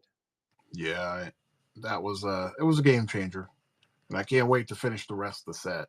I just got to do up all the details for it, but I I'm excited. figured out my process. I'm excited for your oh the Transformers. That's my favorite one. I think when I get to, because I've been trying to figure out how I'm going to do like Unicron and how I'm going to do Brutus. A lot of the combined, like when I do like Devastator and stuff like that, I've been trying to figure out how I'm going to pull that off. Um, Nice. that's going to be hard because I want to show all the characters. The combiners are really my favorite. Some of my favorite. Devastator is one of my favorite. As you can see, that one piece that I did, that was that guy that got that. Still to this day, I think he got like the best deal ever. Yeah. He only spent Sounds $100 for that thing too. what? Yeah, Dang. I knocked that thing out in like 8 hours. I was like, this thing is great. That is great. Boom.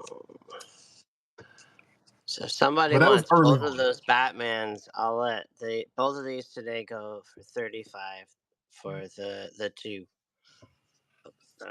So that way, because when you get, what's nice is when you do buy and you're an artist, you get to look at what how this material is handed on here.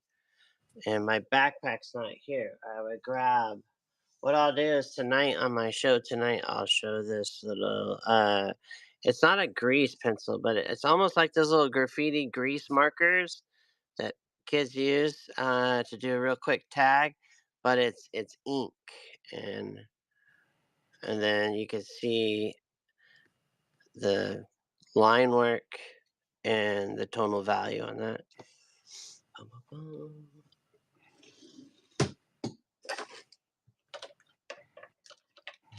I think I got them all done. Just gotta go to ink next. This will be cool. Here's So the cool another part thing, is, since Marsh is on here. Um, these cards here were just hey gonna Manny, be just thrown away in the trash, and I was like, no. And so I brought them home, and I put watercolor paper on the other side. So uh, on the artwork part of this card here, it was like soiled, and so this is just a regular commons card, so it's not like collectible. And so no, what I use is called contact sheet. It's like a waxy paper that's glue. It kind of looks like this. Yeah, it's clear, It looks like this. kind of like a sticky paper.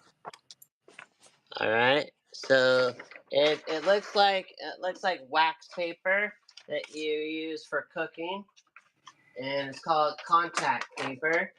And then you can get yourself one of those little Cricut. It's like you put it inside, and then I have it. I got lucky, and someone just said, "Here, I have this heat press." It's not the vacuum seal; it's just a regular heat press. And then, so in between here is the original card, and then it is like the regular card. And so, um, I I had a really cool. It was like oh, one of the nightmare ones, like not nightmare, but horror movies. Oh, Werewolf in London, American Werewolf in London. And so it was okay that card was a little soiled on the back and then on the front, and then I put the watercolor paper to it, and then that one I ended up making it kind of like this guy, and it was a booklet. And so uh, some people really enjoy getting the vintage. Now, I will do like more like of the vintage style on these cards, because who is interested in these ones are the people that like the vintage stuff. And it's funny because they'll go, I have the original DC one like that from the '90s, but I think it's cool that you took something that was just in someone's mother's basement or was going to be in the trash, and upcycled it.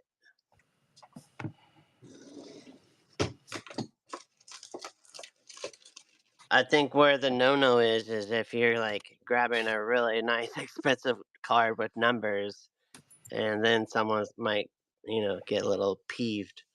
But I've seen people take magic cards and create uh, collages with them to go on a like a big giant poster, and it's like the land or the fire or the water, but they've taken all blue cards and they've hodgepodged this big giant poster.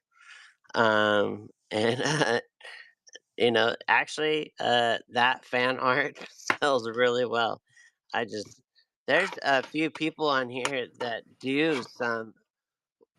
Marsh and I know a guy that does. Oh, his name's not coming to me this very second. He does collages. He goes to the comic book store and he goes into like the 50 cent and dollar, and he cuts out nothing but just Wonder Woman. And now his comic book store sets aside uh, ruined comics so he can do these collages. That's And dope. yeah, yeah, for sure. Well, now I feel warmed up, and I'm gonna get into this Hercules here. And So, so have you he's had got a chance to watch the Invincible series? me. Yeah. I have not got to see the whole thing. Oh my gosh! The other day, Oh, I was just watching the one on the chick. Oh, oh, but yes, Adam Eve. yeah, there you go, Adam Eve. Yeah, that one was cool Look, for sure. so when the series came out, um, I had already been told about that whole series, Yeah, and so the second season came out. The second season for me was probably I almost tapped out on the show. I did not like the Yeah. second series. However, if you read the books, it sits in the same vein. Yeah. That is not the strongest arc for the series, and it does Yeah. get better. So when you watch Yeah. season three is so well done, and the finale for it, Yeah. it was epic. There's a scene in it where you get to see what is his name? God, I can't remember the this one character that comes out, and he's one of the generals for Thrag. So he comes back to Earth to fight Mark, Yeah. and he has this one line in there, and I'm not gonna tell you the line, but when you hear it, when you see it, you'll be like, that is just a game changer for what's about to happen in the series.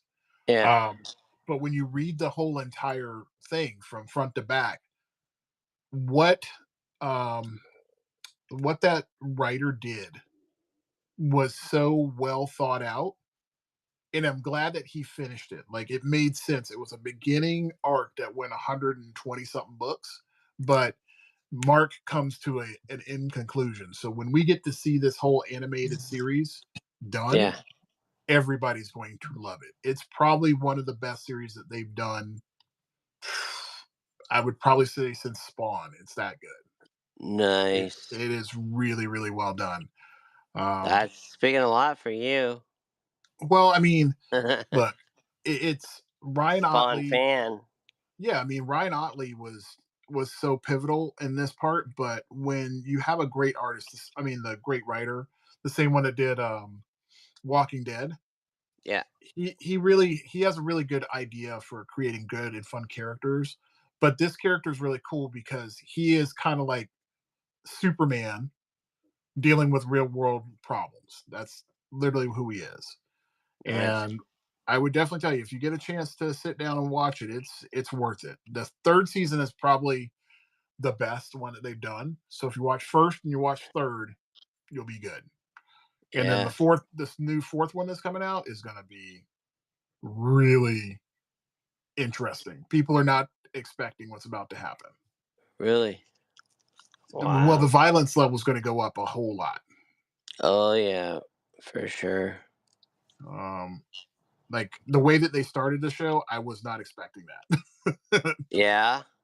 uh, I did not expect Omni Man to tear up the entire team because I hadn't read the book. I knew of the book. I just hadn't read it. Yeah. I had a one of my department chair. He was like, "Hey, you want to read these books?" And I'm like, "For real?" So he literally gives me a stack. Like the books themselves were probably like that thick per book. Yeah. So there were 12 volumes of it. He's like, "Okay, well, here's 4 volumes." Boom. And I didn't want to take all 4 because I felt like I was doing something bad. Like this is a big piece of collection. Like each book is probably like 50 books a book. So if I screw Nice. up, I'm gonna have to buy this man his new books. He's like, no, you can go ahead and read them. Go for it. You're only one of a couple people I would ever let get these anyway. So I'm like, cool. So I got the 4 books. We had a hurricane come through, and I was like, I'm going all in. So I took 2 weeks, read them all, and I was like, this is probably one of the best series I've ever read. The Nice. arcs are incredible. Obviously, because of the show, they're going to trim out some stuff because they already Yeah. have.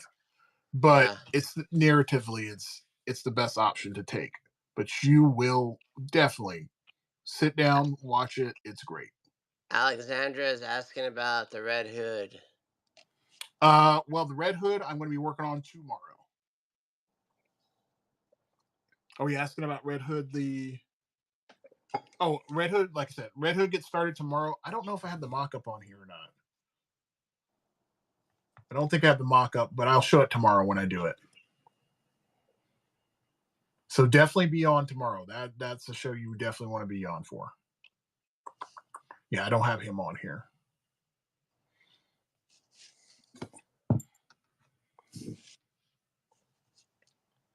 Oh, that's from your dad? Oh, that's cool.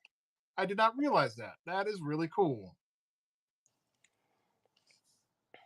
Well, if anything, I will send over the mock up for the Red Hood so that way you can kind of get an idea of what it is going to look like. What a cool gift to get from your dad.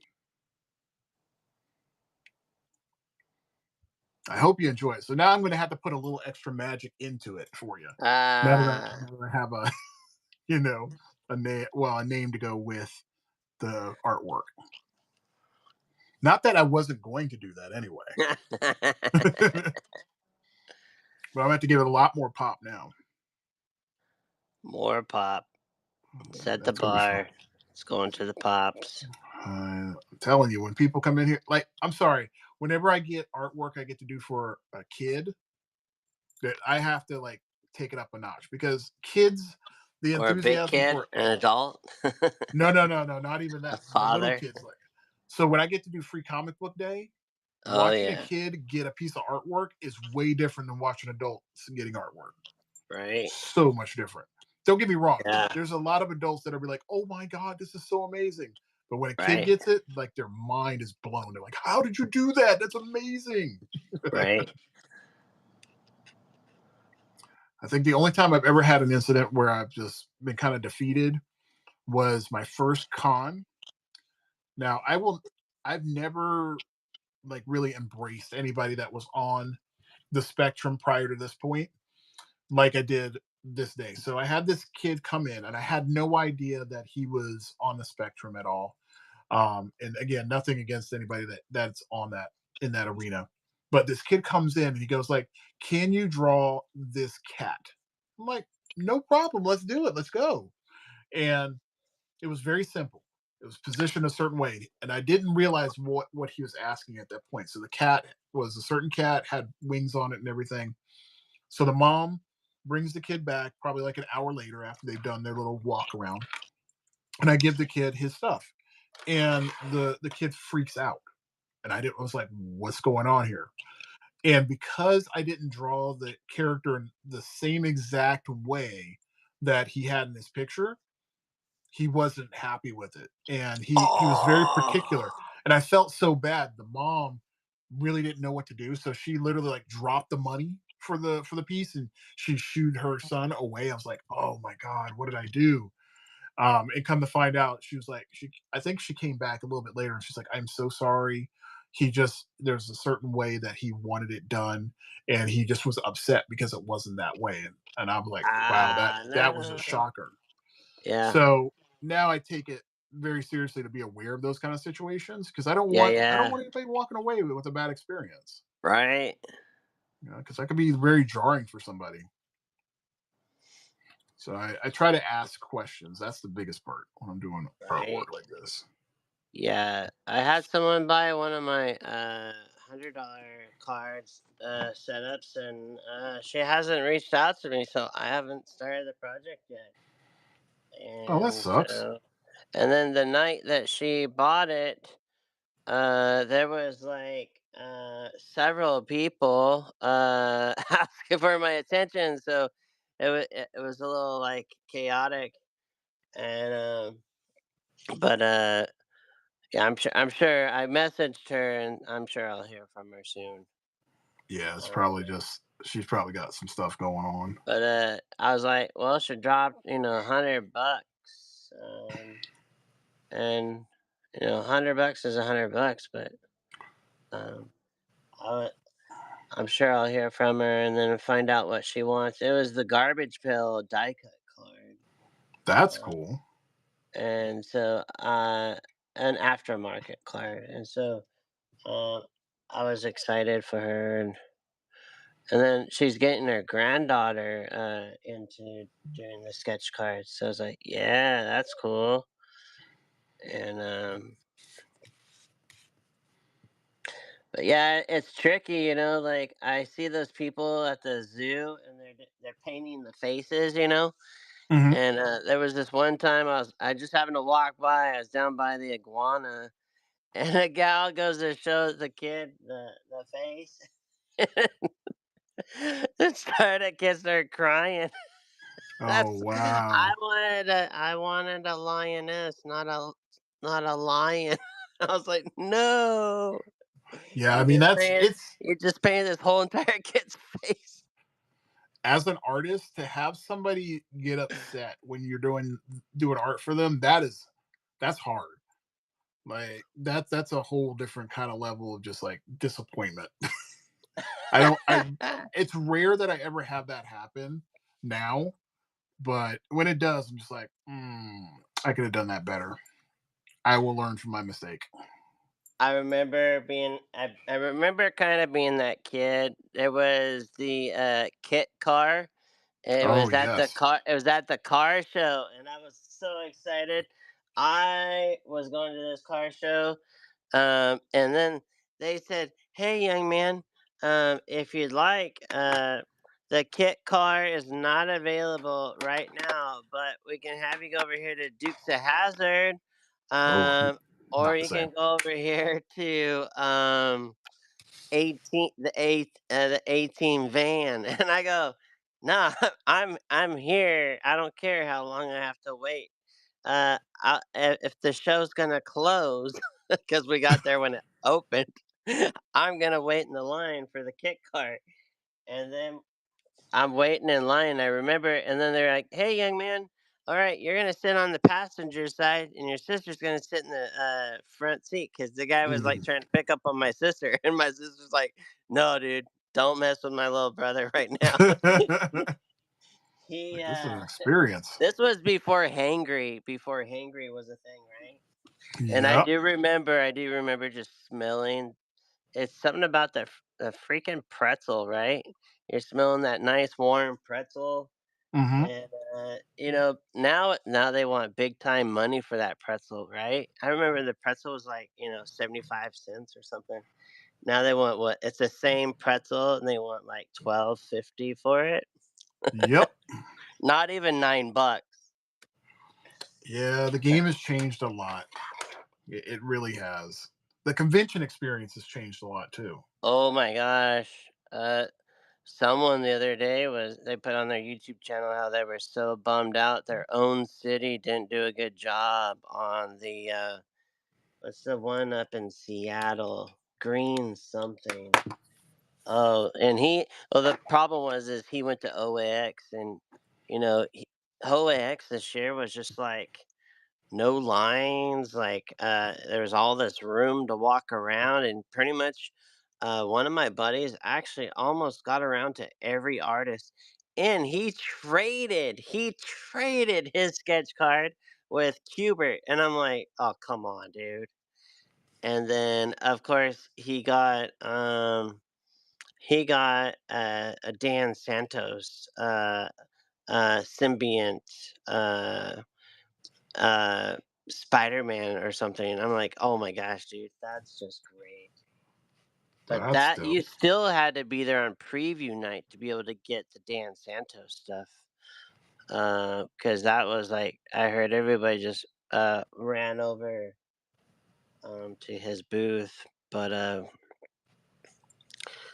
I'm hoping to meet for the first time this year Bill Sienkiewicz. That would be cool.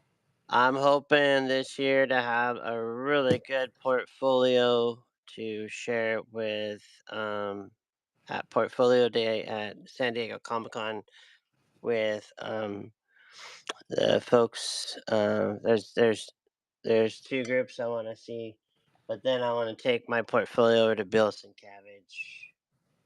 Some nice big watercolor stuff. Yeah. I mean, I that's one show that I definitely want to go to. That is on my bucket list for sure.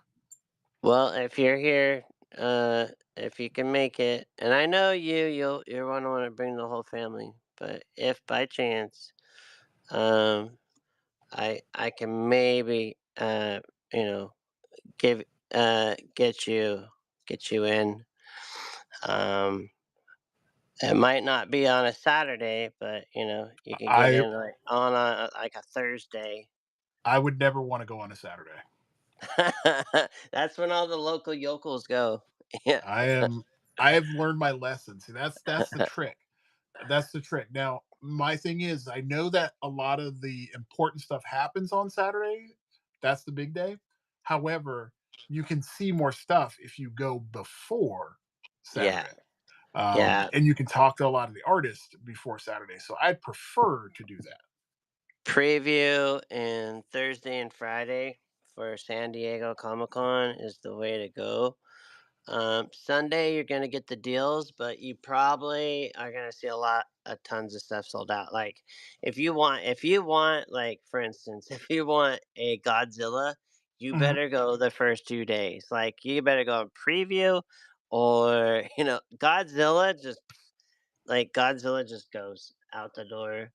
No doubt. Um, and but like there are some things like if you are a comic book guy, like Sunday is a perfect day for you. You can still find some great sketch covers or some card art. You can still find some original art, um, because well, a lot of prints and stuff over in Artists Alley are gonna be gone. But it was fun to see like Dave Mack just had a line solid all the days, and he does like just stacks and stacks of watercolor paper, half sheets, and people are just okay. I'll take two, and he just pulls two off of the top. He doesn't even thumb through them, and they're That's just crazy. like, "I'll take one of those," and he's not even like, "Do you want this one?" Like, there's so many people, and but yeah, it can get a little cray cray for sure, but I think it's still manageable. Like some people uh will poo poo on things, but um if you do have that one goal, then make that your one goal to get into that thing. But there's so many times that I've come around a corner and went into one that people weren't going into, and it was like the best ever. It was like it was actually there's a whole panel on how to. Mhm. Um, it's like artists. I think they give artists a good deal on their booth if they're willing to come share what they do in their process. I could be wrong, but felt like you kind of just gave back to the masses and shared, like one of the great ones I went to was on portrait art, Mhm. and one of the takeaways that day was great. It was like, if you're doing Star Wars, don't watch the Star Wars movie.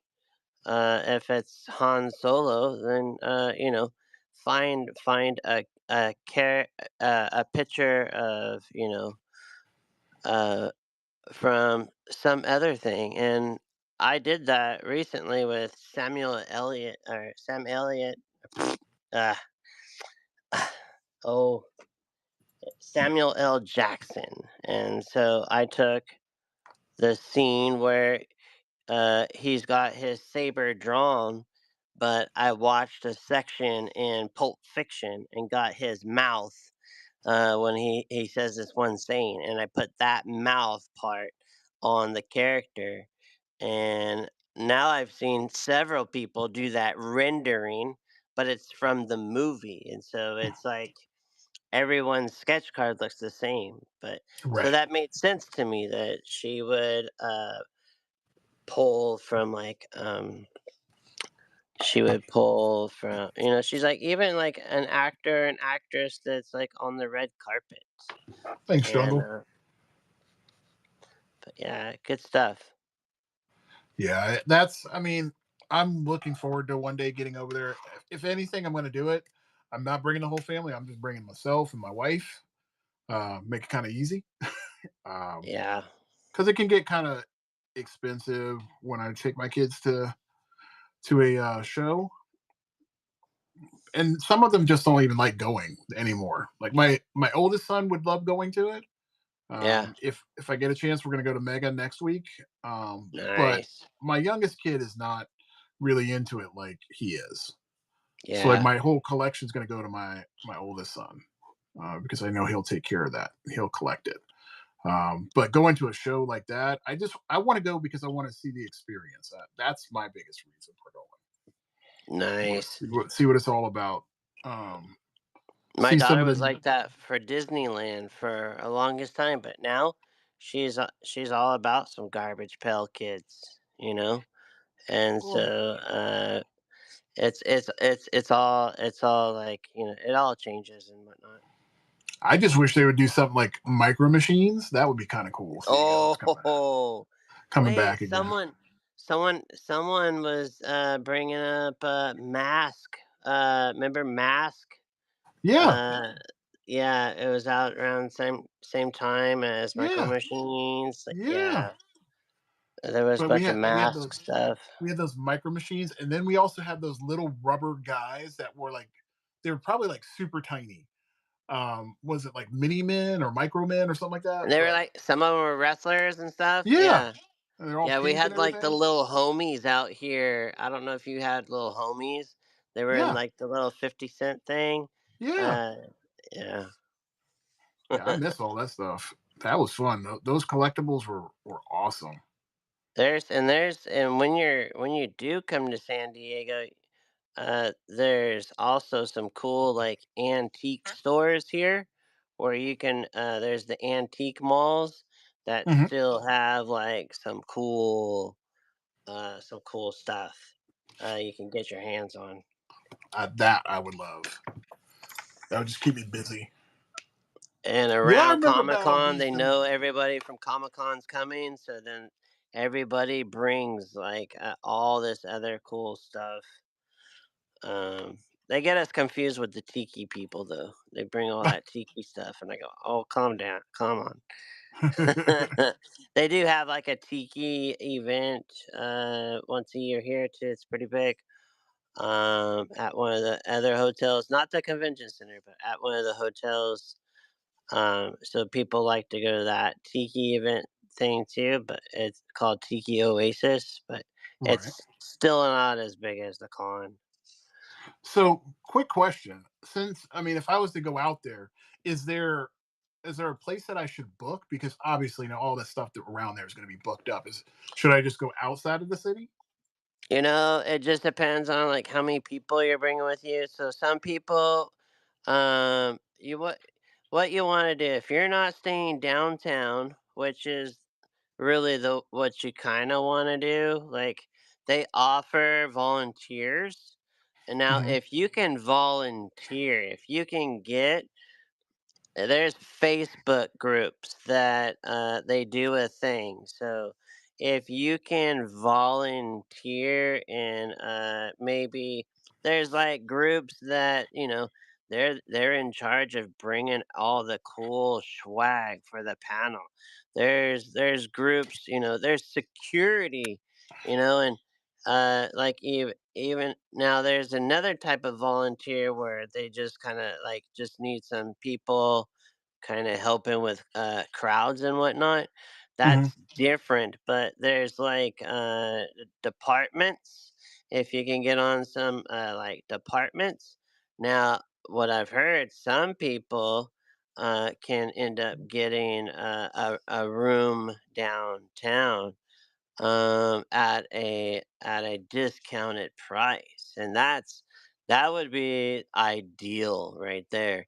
And so how do you get into those groups? Well, from what I understand is you get into the like Facebook groups. Like there's like a Trekkie one, and they're all when they come out here, they're all dressed Trekkie. There's Star Wars ones.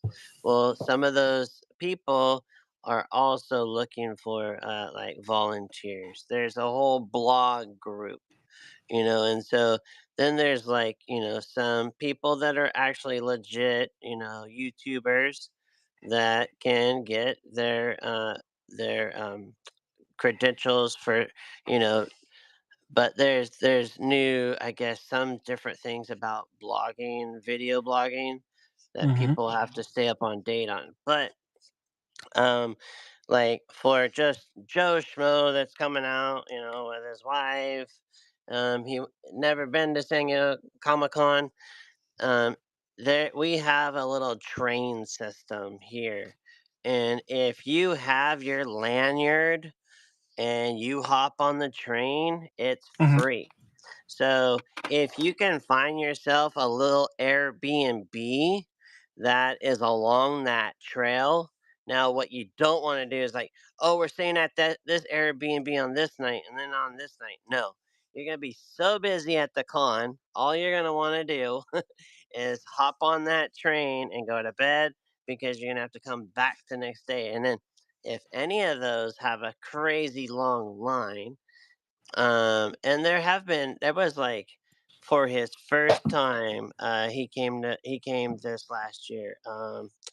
Oh come on, Gabriel, the guy that did Star Wars. Well, there was Oh, Mark two. Hamill. Mark Hamill. Uh, no, directed. Oh, With the white beard. Uh, George Lucas. George Lucas for his first time came, like and he did like I think the Sunday panel. Mhm. Yeah, so some people that were leaving on Saturday that didn't want to stay around for a half day on Sunday, they really missed out. There was other people that really pushed Comic Con out to where people actually stayed till Monday and Tuesday. So you can find the Airbnbs that you go out farther. So Mhm.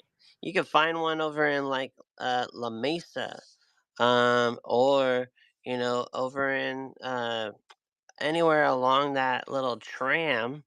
Then when you fly in, you'll catch your Lyft or Uber to your hotel. Or um, now there are the one hotel that people have to watch out for. I see so many people go there because I used to drive for Lyft. Was is this one in Point Loma, and it's called like the Best Lion Thing Inn or something. That place is one of the shady places. You will see some stuff going down. You're going, oh dang, are we in the hood? I used to get some people coming from Paris or whatever, and they're like, "Oh, I found this cheap place," and I'm going here, and I go, "Yeah, it's cheap for a reason." So, but yeah, if you're thinking of coming out, uh, please message me. Anyone that's on here, Oh, I'd be happy to tell you. Like, that's that neighborhood, nah. hey, Amy. But there is one that's like inexpensive, and you're not that far from the train. A friend of mine from India, Dubai, stayed there, and he is like, all he cared about was the toilet flushed. And I go, oh, I know worse places you could have gone. Like if you're worried about just a toilet, and the door not staying locked, I could have you go somewhere else. But it doesn't get that. San Diego is pretty safe compared to like some other places. San Diego is pretty safe, and so there's just that one spot, and it's called Point Loma, and people think, oh, this is by Old Town, and then all I gotta do is walk 3 blocks. Okay, well, San Diego blocks are long. They're big. They're big blocks. So um, you could stay just on the outs. Now, if you're renting a car, then you're gonna find a problem of parking. So Yeah, we probably won't do that. you don't want to rent a car. Just save your money, and you can get some extra yummy goodies. Now, you can pack a lunch, and so there's lots of little stores and stuff that you can like pack and go pick up some little goodies when you're at the Airbnbs. Now, the further out from downtown, there are literally some people that will leave their apartment during Comic Con and go stay with like this lady did this when we went to Italy. My wife and I, when we went to Italy, this lady went and stayed with her daughter while we stayed at her Airbnb over the weekend. Yeah, I've And seen that happen.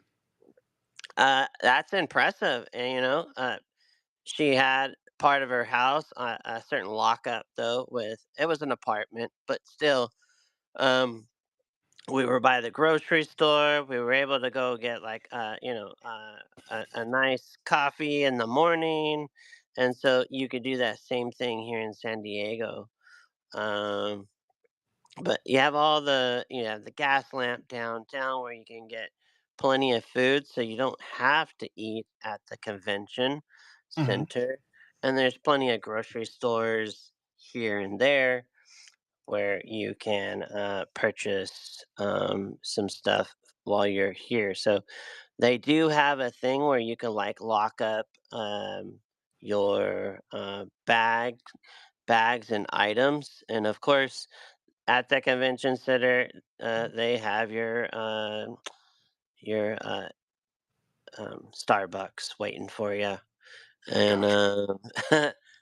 but yeah, it's definitely a good time. And the reason why I can get some tickets is because I've been uh, uh, I have I I show my artwork over at the art show, which Hmm. used to be called Artist Alley, but now it's been Artist Alley now has changed to this is now a big thing now. A lot of people want to come because San Diego is the place where you come to get into the field. You know, you were talking about Jim Lee, and Jim Lee, came to a con and showed his stuff.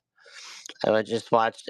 You can look that up on YouTube. I just watched it yesterday, where he there was like a little master class, and they shared. It was like I think it's on the DC. If you go to the DC YouTube channel, you can Hmm. watch. And then what was it? Andrew. Yeah, it was like Andrew Kubert talks about. Uh, but then John Romita was in it too, and John Romita was, uh, you know, sharing how you know your father. Could you imagine that your father already working, and then you have to be pretty good, right? To beat him, um, yeah, absolutely. But that just gives me fire. If my dad, I was going against my dad, yeah, I'd be smoking him. yeah.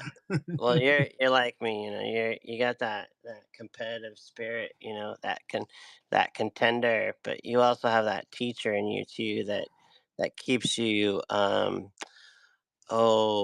grounded, you know. Yes, absolutely.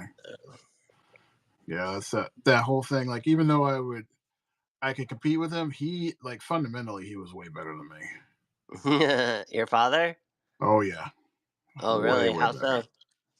Well, because he had an architectural background, so Oh, that set him up for like really dominant success. So like he could draw a character, and I'd be like, man, how the yeah, hell did you do that? That doesn't make any sense. And he would right. break it down like the character and the construction and all that stuff because when you're an architect, you have to understand what's underneath before you can see the pretty stuff.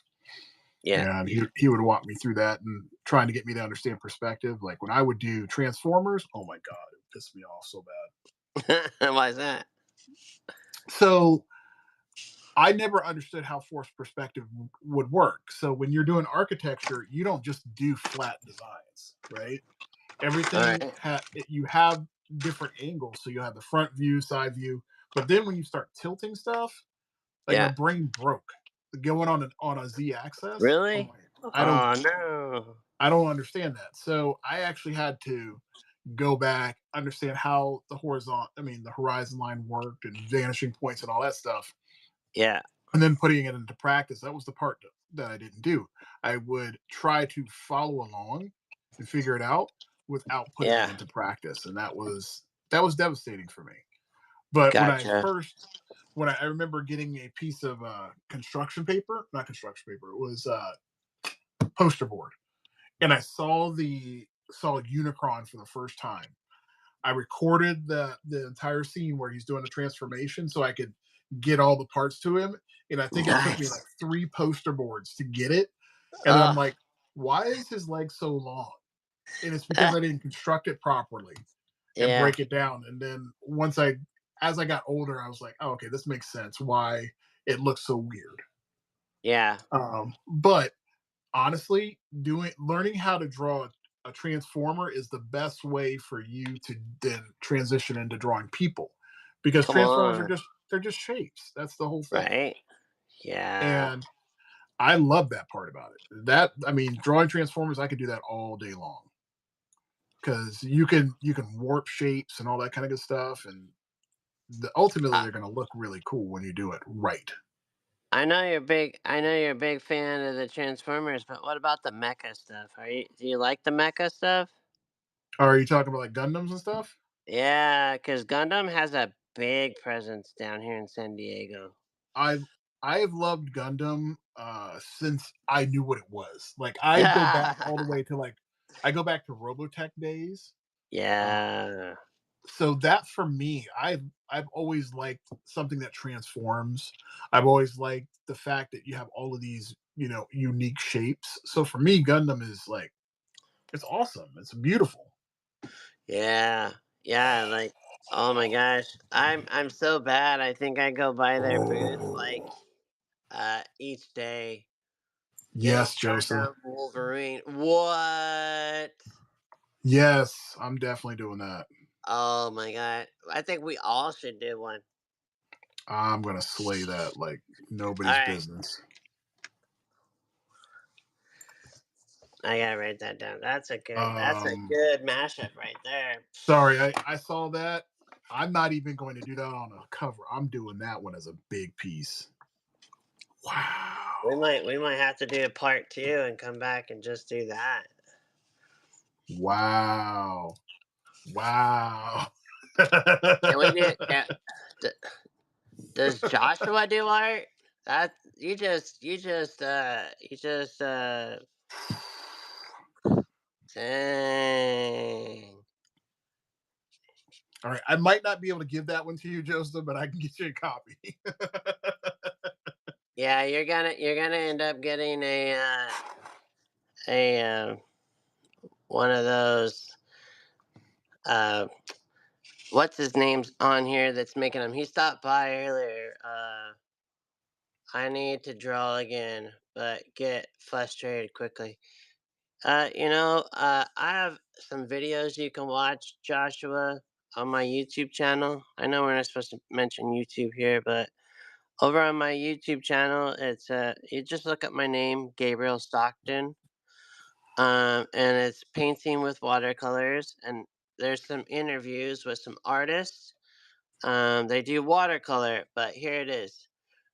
The key to getting back into doing art is a sketchbook. If you can, that's like the gateway drug, you know? Say, don't do marijuana. It's the gateway drug and all this other stuff. All right. Bad example. But anyway, my point is if you get a sketchbook and you draw, just go to the coffee shop and draw your bagel or muffin with your coffee cup. You know, uh, do the thing with the spoon. Remember the it was it MC Escher? He did his self portrait in the spoon. Um, there's a really good book. It's called The Artist's Way, and that book gets you to go on art dates with yourself. All right, you don't bring your neighbor's dog with you and go on a art walk. You go by yourself to an art museum with your sketchbook. Find something that I'm gonna try to do a sketch of this. You do sketch your hand. The other book that I highly recommend is Drawing from the Right Side of the Brain. The other book, if you like comic book stuff, you've got to get the Marvel Way of Drawing. You know, Yeah. so uh, in those interviews, usually this is the problem. What I've understood is at some point you were doing art as a kid and you were just doing art. It was just you having fun. enjoying yourself, and then someone came along and said, "Oh, you're an artist." No, you were just being creative. And then they labeled you. And then the next thing is they compare you to Marsha. Oh, Marsha, Marsha, Marsha. Look at Marsha, what she did. She is an artist. You're really not much of an artist. Now, and then the other thing is there's cultures. The families have invested their time in the older brother to be it the doctor or the whatever, or the golden child, and you're that middle child or last child. So um, so this is the kicker. Okay, there's this thing called an offense, and sometimes when we take an offense, there's like this yucky thing that kind of grows on our heart, and we have this thing called bitterness. Now, if you have a root that is rooted into the ground of bitterness, like you heard us today, we were talking about that thing that someone borrowed and didn't return, the Hot Wheels car, the comic book. Those are offenses. Someone we allowed them to offend us, and then we have this horrible, uh, like tie, and it's basically something that just needs to be cut off by the root. And there's ways of letting this thing go. I If you watch those videos, I candidly ask these artists on the right on the cuff. It's the hardest question, but what would you say to someone that should be doing art that's not doing art? And I found this by asking this question. And so what you want to do is just do it right now. Go on. Go. I don't care. Someone can hate me for saying this, but if your art store isn't right outside your door today, just right now, you can get a sketchbook and a pencil, and just start drawing. Or you can get a piece of paper. If you don't have money today, you can draw on a paper bag. You can fold. And there's for a while, I would literally would take a piece of watercolor paper, fold this thing. I'm gonna show you right now. I can fold this thing and like this, and I can go like this. Okay. I literally had a sketchbook that was a paper bag, and some people are like, "Oh my gosh!" I literally had a lady seeing me draw in a paper bag sketchbook, and she said, "Uh, here, would you go buy a sketchbook?" I go, "I'm not homeless. I just I'm waiting till payday." And so I'm gonna cut this centerpiece without a piece of art underneath me. Yes. Now I'm gonna cut this right here. And then now this will now fold into a little sketchbook.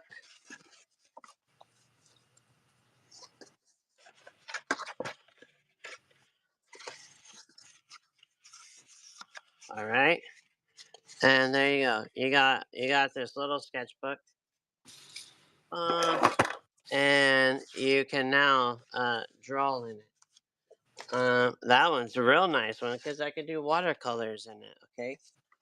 And so I mean, uh, right there. I mean, that is really cool. Gundam Wolverine. Let's go. So to go further on that point, so to keep it kind of simple, one of my things that I learned was I had a father mentor. He came up to me and he saw me like doing like cross stitch because that was my new thing I was into. And he goes like, "Look, you need to use it before you lose it." There you go. And that was a pivotable point for me because you think about it, like it's something you really enjoy doing. Why are you not doing it? Yeah. And Well, they wrote a book about that. It's called Art of War or War yep, of Art. yep. there's actual thing keeping you from doing what you were meant to do. I'm pretty sure if you wish you had never stopped because, well, here it is. We all have our own thumbprint. There's nobody else that has one, and you have a purpose in this life to do so. You're actually keeping someone from experiencing joy by you not doing your art. So I'm not trying to shame you at all, but there is someone out there that cannot do art. Like, I have one of those as a collector, and she's been my best word of mouth. She has sent me people. They go to her house, Julie's house, and then the next thing you know, Julie has gone on the Gabriel Stockton art tour at her house. I told her, I said, I went there for her husband's birthday, and took me on the tour, and I go, "You give this tour to everybody that comes to your house, don't you?" And she goes, "Yes." And I go, "Because I get the messages that they came when on the Julie Gabriel Stockton tour, and now they're texting me for peace." And so those people, then Julia's blew me away. She showed me what it is to be a real friend, and she bought her best friend a $750 painting during COVID. She I met Julie well right before COVID. I was driving for Lyft, and I kept going by this really cool house. And every now and then I would see people kind of taking wedding photos back by this house. And so my wife was going to meet a client at this hospital, making sure they got there and everything, and everything was working out. And then I said, well, there's this house I keep wanting to do a little house portrait of. I'm gonna go over there, drop you off. And there was this gentleman, Michael. He came out and he goes, "Hey, Gabriel, I seen your art over at the San Diego Watercolor Society. And what you got going on?" And I was like, "I've drove by this house enough, and there's so many pictures of this house on my phone. It's just time. I'm here on purpose to draw." He goes, "Well, cool. Can I get your card?" And I said, "Sure." And then I packed up my easel and went and picked up my lovely bride and went home. And then I get this text message from this lady going, "Hey, my neighbor told me you were painting my house." And I said, "Oh, yeah, I love your house. It's amazing." She's like, "I'm so embarrassed because my husband keeps redoing the house because every time it dries, it's the wrong color. It was a certain kind of adobe, uh, and, when it dried, it would dry the wrong color." And she's like, "But everybody goes back there and takes pictures of the back of the house." And I go, "The back of the house?" And she goes, "Oh yeah, you didn't know that's the back of my house you're doing a painting of?" And I said, "What's the front look like?" And then I'm thinking it's one of those houses that have like there's not really a front to the house, it's, like, just driveway and garage. No, she's like, "Can you send me a picture of what the portrait of the house looks like?" And I said, "Sure." And so, I sent it to her, and then COVID hit, and then I'm over there meeting her for the first time with a mask on my face. The police officer drives by and he goes, "Shelter in place, what's going on here?" And I go, "Oh, sorry, I'm about to go live on Facebook. Shh." And Julie's like, "Did you just shush the police officer?" Anyways, he was fine with it because I was on this cute little cul-de-sac. And actually, everybody in that cul-de-sac ended up getting a house portrait almost from me. It was just like if you were the guy putting a deck or a swimming pool in someone's back. Oh, oh, we lost you. We lost Gabe. Oh no, phone must have died. So we'll wait for him to come back on. Yeah, Gabe's doing good. He's killing it. Yeah, I'm pretty sure his phone died, but he'll be back up and running here soon.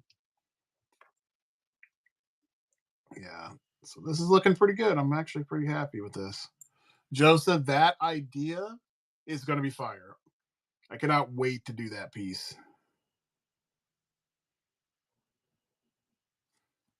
I'm gonna have to hold off a couple weeks for that one, but I'm doing that one big. That is going to be insane. I cannot wait. I'm actually really excited about that. That was a hell of a suggestion.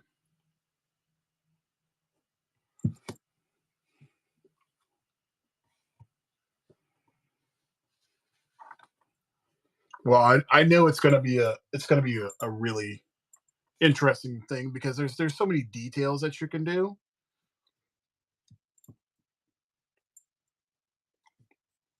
I mean, you got the wings, you have the claws, you have weapons.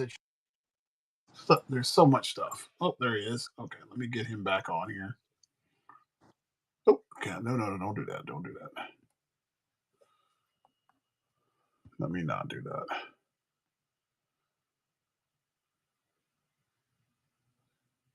Let me go back here. There we go. Cool. There he goes. Should see him back up here in just a sec. All right, you're back. All right. Can you see Let me me? guess, the phone died. It did. Can you see me? Yeah, we got you on here. Oh, okay. I don't see it on my end, but I see. Looks like a wall or something. I'm looking at. oh, okay. We'll flip the camera around. I don't. For some reason, I don't have the split screen. Well, I see you. I definitely Oh, see like I some kind have of sound circle. on. We have sound. I see We your have. hand. All right. You see my hand, Yep. but I don't see the control for the split screen. Interesting. All right. And Do you have that little swap button? yeah, I'm looking for it. Please try again. Bum, bum. All right. For some reason, this time, here, let me log off and come back. Yep, that'll work. All right. And we'll try it one more time. Sounds good. Let me do that. And then I'm going to go ahead and grab you back on here. I'm going to do the invite again. There we go. Boom. See if we can get you back on there, up and running. Okay, there it is. All right. Boom. Okay. There Nice. you are. Perfect. Yeah. All right. See, technology likes to work when it wants to work. Nice. Yeah, so that was a fun time where the client gave me multiple jobs when needed. But if I didn't act out on that experience, when you get, and this is the other little fun thing is if that is like if there's like that little voice in your head, and if it's positive, I act on it. Just like a dream. If I have a dream and it's in color and it's positive, I'm like, oh, that's kind of cool. I think I'll paint that. But if it's coming from that place of like negativity, like, you know, that critical voice, I'll just let pass me on by. And so there's been times like, oh, you should have done this already by now. Why haven't you done this? I'm like, there's no need for that business. And so if you feel that where it's not shaming, but it's like, and I don't even know if that person's still here anymore, Oh, he's still but on here. um, but if you feel that draw to come back, I'll tell you what. I don't know. You've experienced like so much now. Like there's so many of my ladies that come to my watercolor class. And so I actually teach people that have they've put off art their whole entire life. Maybe it was to raise a bunch of kids, family, and maybe it was a group of people that have had to have their career and they've had to help someone else, do a career their whole entire life. So when I get folks that are now ready to step into doing art, they're hungry, and guess what? They have the money now to be able to afford the art supplies. Good stuff. Yeah. I gotta So get another one of these. This has been such a good game changer. Sometimes the jellies don't work for me to put the nice white line around, but this has been really nice. I know you got the other like pasa, the whiteout guy, but that needle sometimes snags.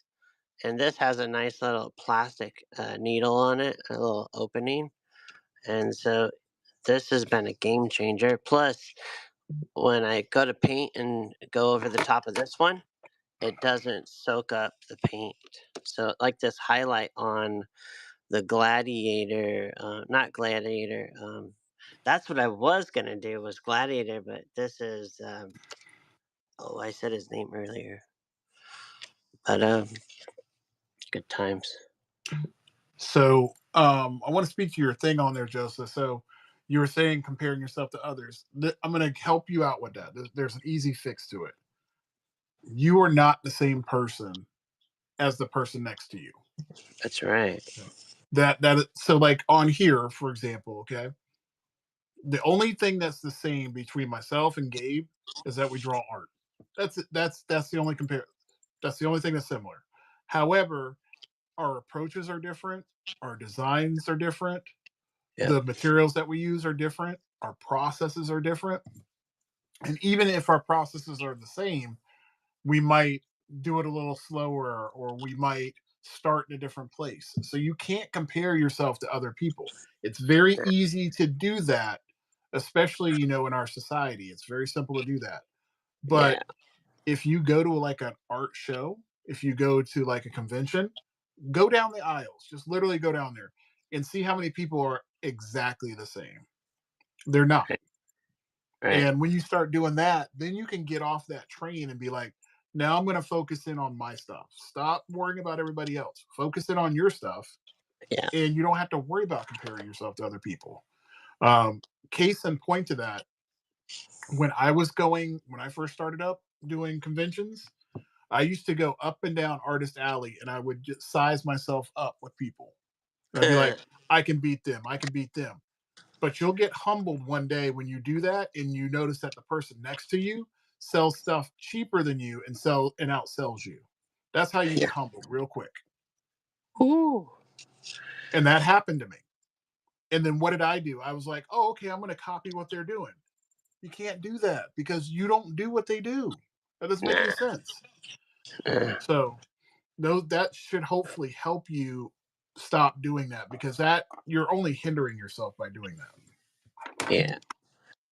You know, someone said the other day the real every, every person's like, well, I don't have my own artist voice. You know what a real artist voice is? It's the quirky things that you do that someone else doesn't do.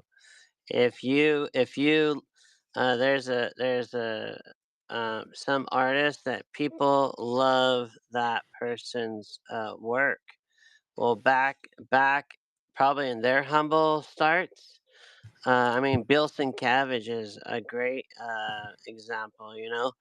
Right out of art school, he went over to the you know, DC, and they laughed him up, and then he even went over to Neil Adams, and Neil Adams wasn't going to take him.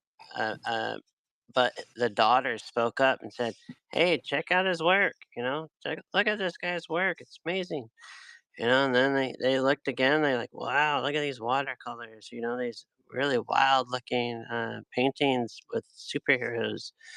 And then uh, look at David Mack. He's been doing it for a minute, and someone was saying to me like, "Oh yeah, Gotcha. that new guy, David Mack," and I was like, go back and look at this guy's been at it for a minute, dude. Is nobody new."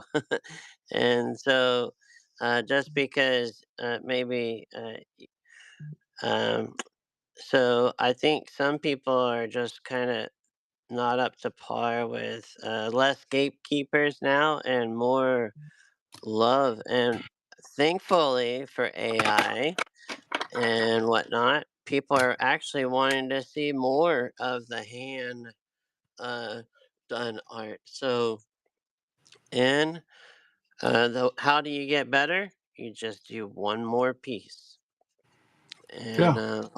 hopefully you just don't fail. You end up failing less and less the more you do. And so I showed my daughter that one time. I really painted a real turd one time, and then I said, you know what? I think I got one more in me. I'm gonna go over here, and I ended up doing another painting. I was over by the boats here where they bring the seafood in, and I did one more painting, and I ended up getting a first place award for that painting.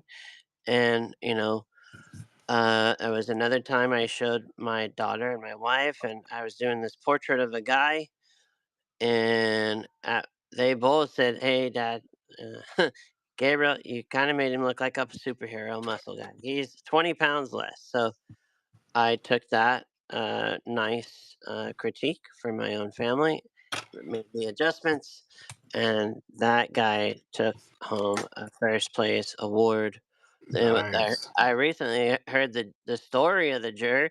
The juror walked in, saw my painting. He had a smile on his face, and he said, "First place, have a great day." And they go, "Wait, wait, wait, what's going on?" He's like, "Oh, my job's done." And they go, "No, we need a second, third, and a honorable mention." He goes, "Okay, let's finish this." And they sent I should have looked up but I guess it made the newspaper too.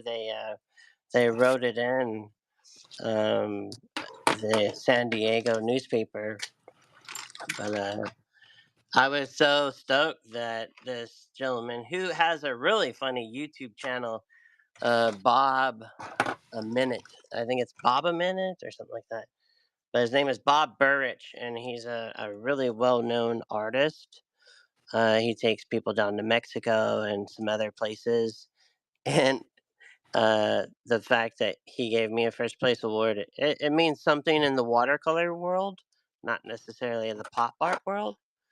But from what I just understood from someone that I respect, that does speak to publishers. And so Yep. um, I am taking very serious. I would like to get going on publishing for card art.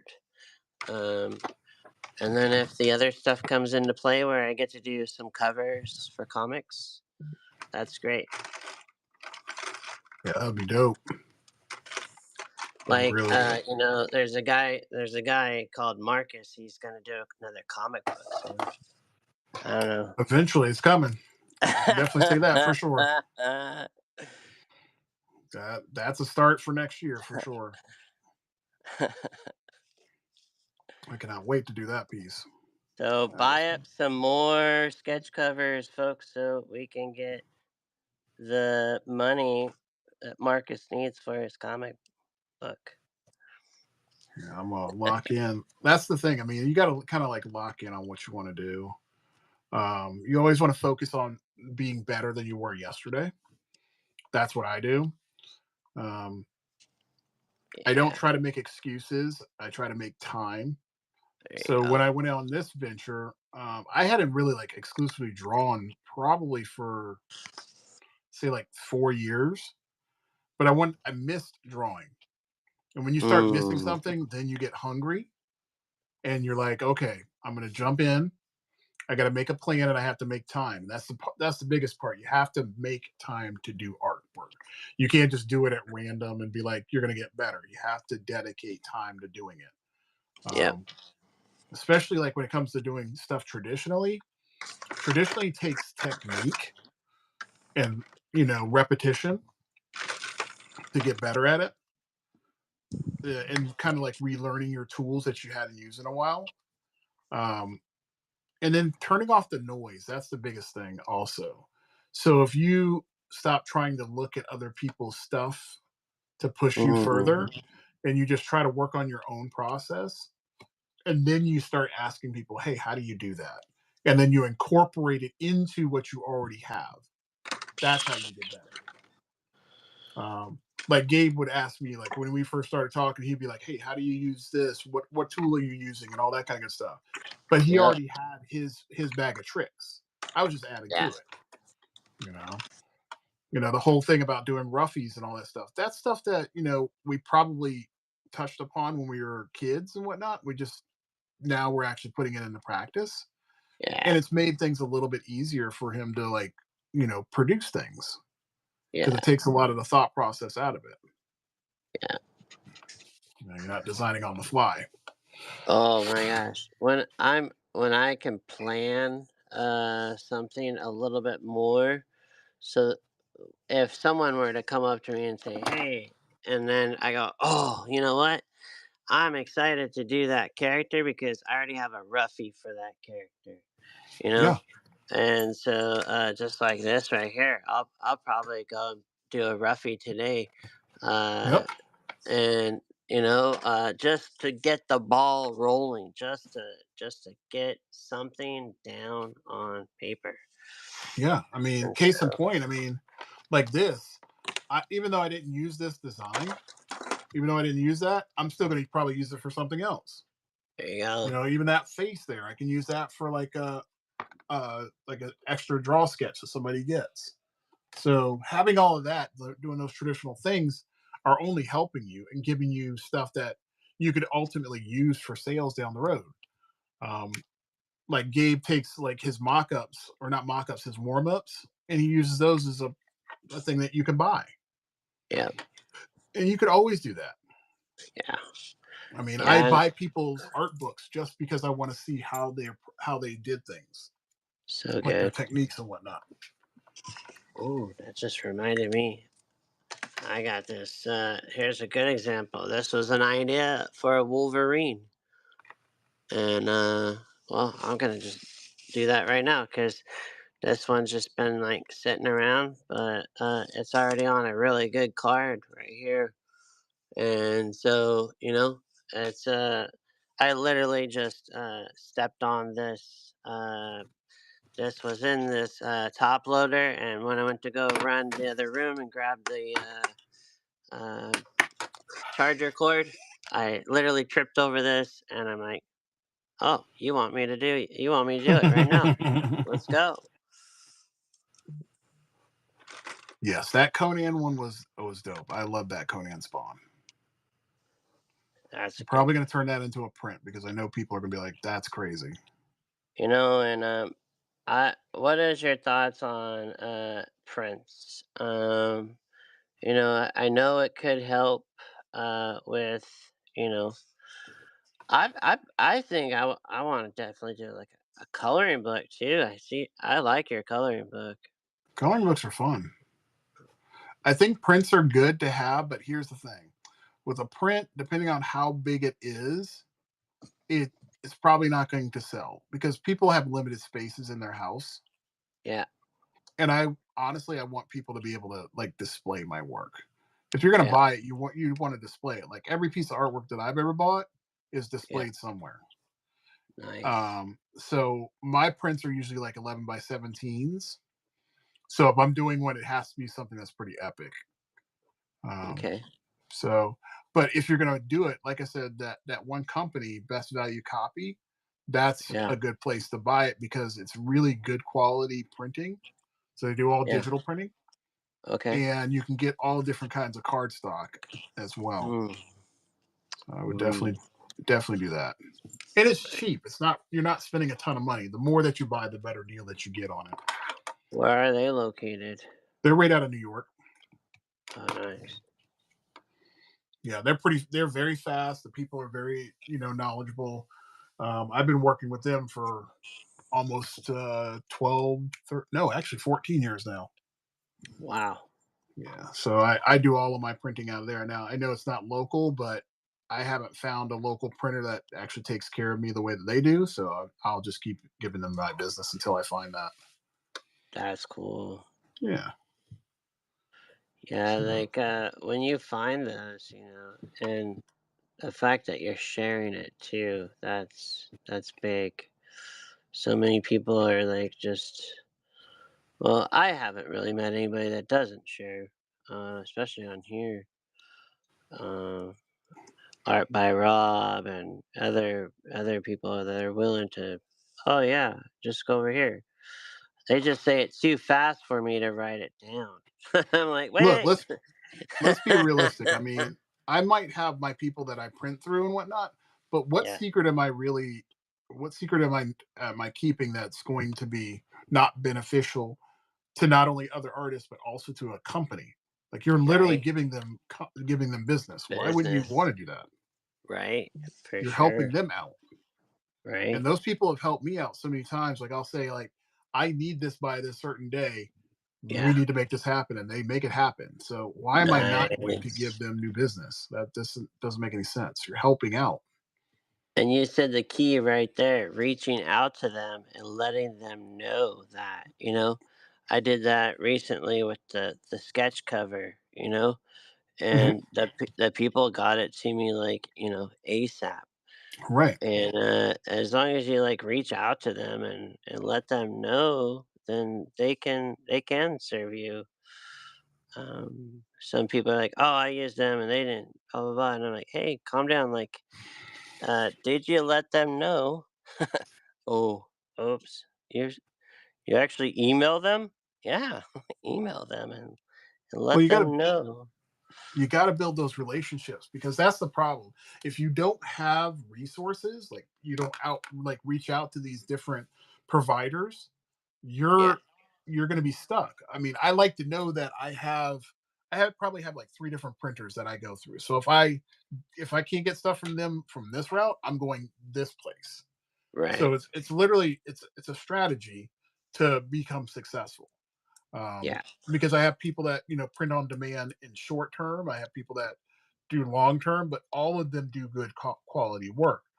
And I can give that information to other people because they might need it for their con, or they might need it for like business cards or whatever. But I'm not going to not get that information out. I mean, the sharing part is important, for our community to grow, especially now with all these AI things popping up. It's important for people to know that they have these resources available to them. You oh, know, totally. it's getting a lot harder now. It is, So we especially have the to. mom and pop shops. Well, those are my big things. Like I miss mom and pop shops. I love those because I Right, can rely on. I can Mom and pop are always hungry because they know that every dollar counts. Whereas if you're at a corporation, they're like, you know what? If I lose this customer, no big deal. I'm going to get another right, one. But that mom and pop shop is going to treat you differently than a corporate company would. right. They value every customer that walks through their door or calls them on the phone, Yeah, and that's important. yeah. It is important, like, cause first of all, like to be sitting on a bunch of merchandise that you don't even know it's even gonna sell. Yep. That's that. You know, I'm probably the worst one though to share this kind of story though, because I don't test the waters. But there are companies out there that you can say, "Hey, can you send me some samples?" And they will. I think you brought up Wellspring. Wellspring, Yeah. I did reach out to them, and they sent me some nice copies of what they print Yep. for if you want to print your own comic book and stuff. And Yes.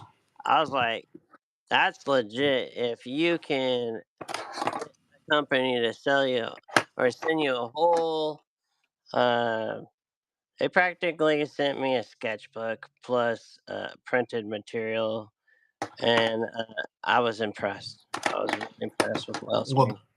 that comic company, I mean, that company, I mean, they got bought out, years ago by another person.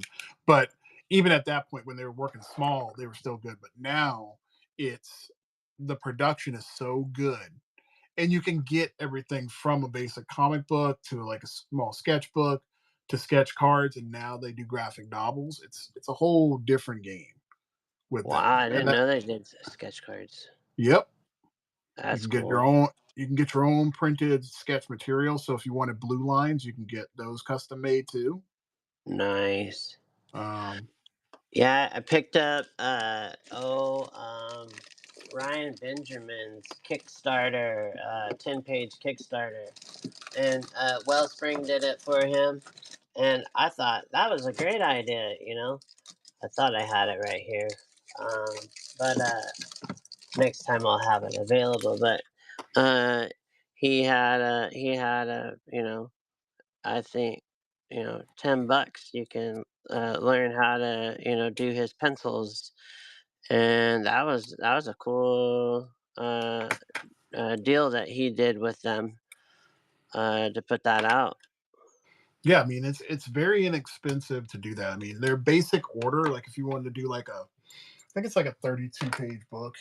I think it's maybe 250 for 25 books.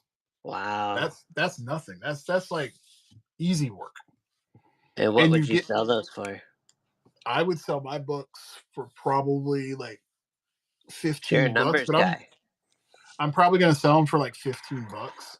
Um but again, I put the value into it. So if somebody's going to get a $15 book, they're not going to get just like something basic. I'm Right, going to right. make sure it's like girthy and has a lot of good work in it. But I usually would not do a smaller book now anymore. I'm going to do a graphic novel. Yeah. Um, I just don't feel like, in my personal opinion, with something like that, I want to make sure that I give them a full story. I don't want to give them just like parts. Um, when I say parts, like comic books are like 24 pages. I want to do my first book is probably going to be about 48 to 60 some pages worth of Yeah. material. Well, So that's that, what's awesome about you is you're such a good planner. Like and that reminds me of one of my mentors, Joseph Zavukovich. He wouldn't even start a painting until he saw the end result in his mind. And that's what I've noticed about you is you see the end picture. So when you say a graphic novel, like I believe you, cause like I mean, well, and you even showed me. You took it even further. You're like, oh, and I have the game to go with it. And so it's not everybody thinks this way. yeah, I It's mean, well, my thing is that um, if I don't have a plan, I don't have an end point. Like when you think of like video games, for me, ooh, like when I think of a that's a video nugget, game, guys. There's so many nuggets here today. yeah. So when you think of like a video game, for example, when we had the NES, the games were finite; they didn't go on forever. You had an end game. So for Yeah, me, if I know that there's an end point to it, then I have a goal, and I can base everything around that goal. Um, and also being the fact that I've done the Kickstarter before and I failed. Now I know how not to fail, and I there teach you people how go. not to do that. You gotta fail right there. Another nugget. Boom. Yeah, you got to fail to learn. I mean, failure's good in the fact that you got to learn how to be resilient, how to deal with that failure, and then move forward. Resilience. What's that? That's a big thing. You know, I'm telling you, like there was somebody I was watching the other day. They were showing me this video about kids of the '90s, right? So they were saying that kids of the kids that grow up with games now, don't know how it is to lose, right? So in our old NES days, you would have limited amount of lives. And then once those lives were gone, What? you would have to start all the way back at the beginning. There were no save points. Kids don't nowadays don't get that. So Save you had points. to There was no like pushing the buttons this way, that way, and then this way, and then getting to another level. right. So Yeah. nowadays you have to, I mean, back then you had to learn the boards, you had to memorize stuff. Um, and kids don't get a chance to experience that kind of, pain and frustration that we did when we were kids. I Um, remember going to the magazine store, and then I was like, "Oh, is this a new game that comes with a book?" And he's like, "No, it's just a book." And it yep. was for it, and NES started printing out these books, and I was like, "Holy crap! This is like every level." This is like for me as an artist. I was like, "Whoa, that's what level 11 looks like," And I was Right. like, "Oh, but you know what? It looks like level 3." And then I found out, like, that's how you get hired as a gamer is because they're going, "Hey, you know what? Do you remember Wolfenstein?" They're like, "Wolfenstein?" They're like, "Yeah, do you remember level like 7? We want that same hallway." And then you're like, "What?" And Hmm. I remember, like, so surprisingly, Salt Lake City had a whole bunch of like gamer places, and I used to have an art studio for just my fine art, and all these guys were having this meeting on building this game, and they were referring to all these other old games that I had played on my PC, and I was like. Um, I can hear you guys in the other room, and I think I can contribute to this group. And I started talking to them. They're like, "Can we hire you? Because you know where we're going with this." And I go, "No, because I'm so deep right now in this other project, and it's already paid for, and the guy already paid for my studio." And then the guy goes, "How much is he paying you?" And I told him, they went, "Okay, no, we can't match that." And then, that was my little moment of getting into gaming, which is funny because it was still the DPI and the I mean, and we're talking what movie was out? It was just shortly after. Oh, some CGI movie that really took off. Anyways, but yeah, that was like so funny to hear that conversation going on with these guys. Yeah, it's crazy how things have changed.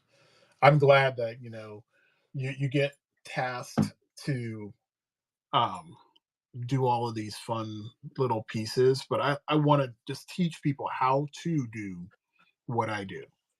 I Yeah, want people to stop asking the question and just put in the time and learn how to do it. there you go. And a lot of kids just they don't have the patience to do it, and I wish they did. Yeah.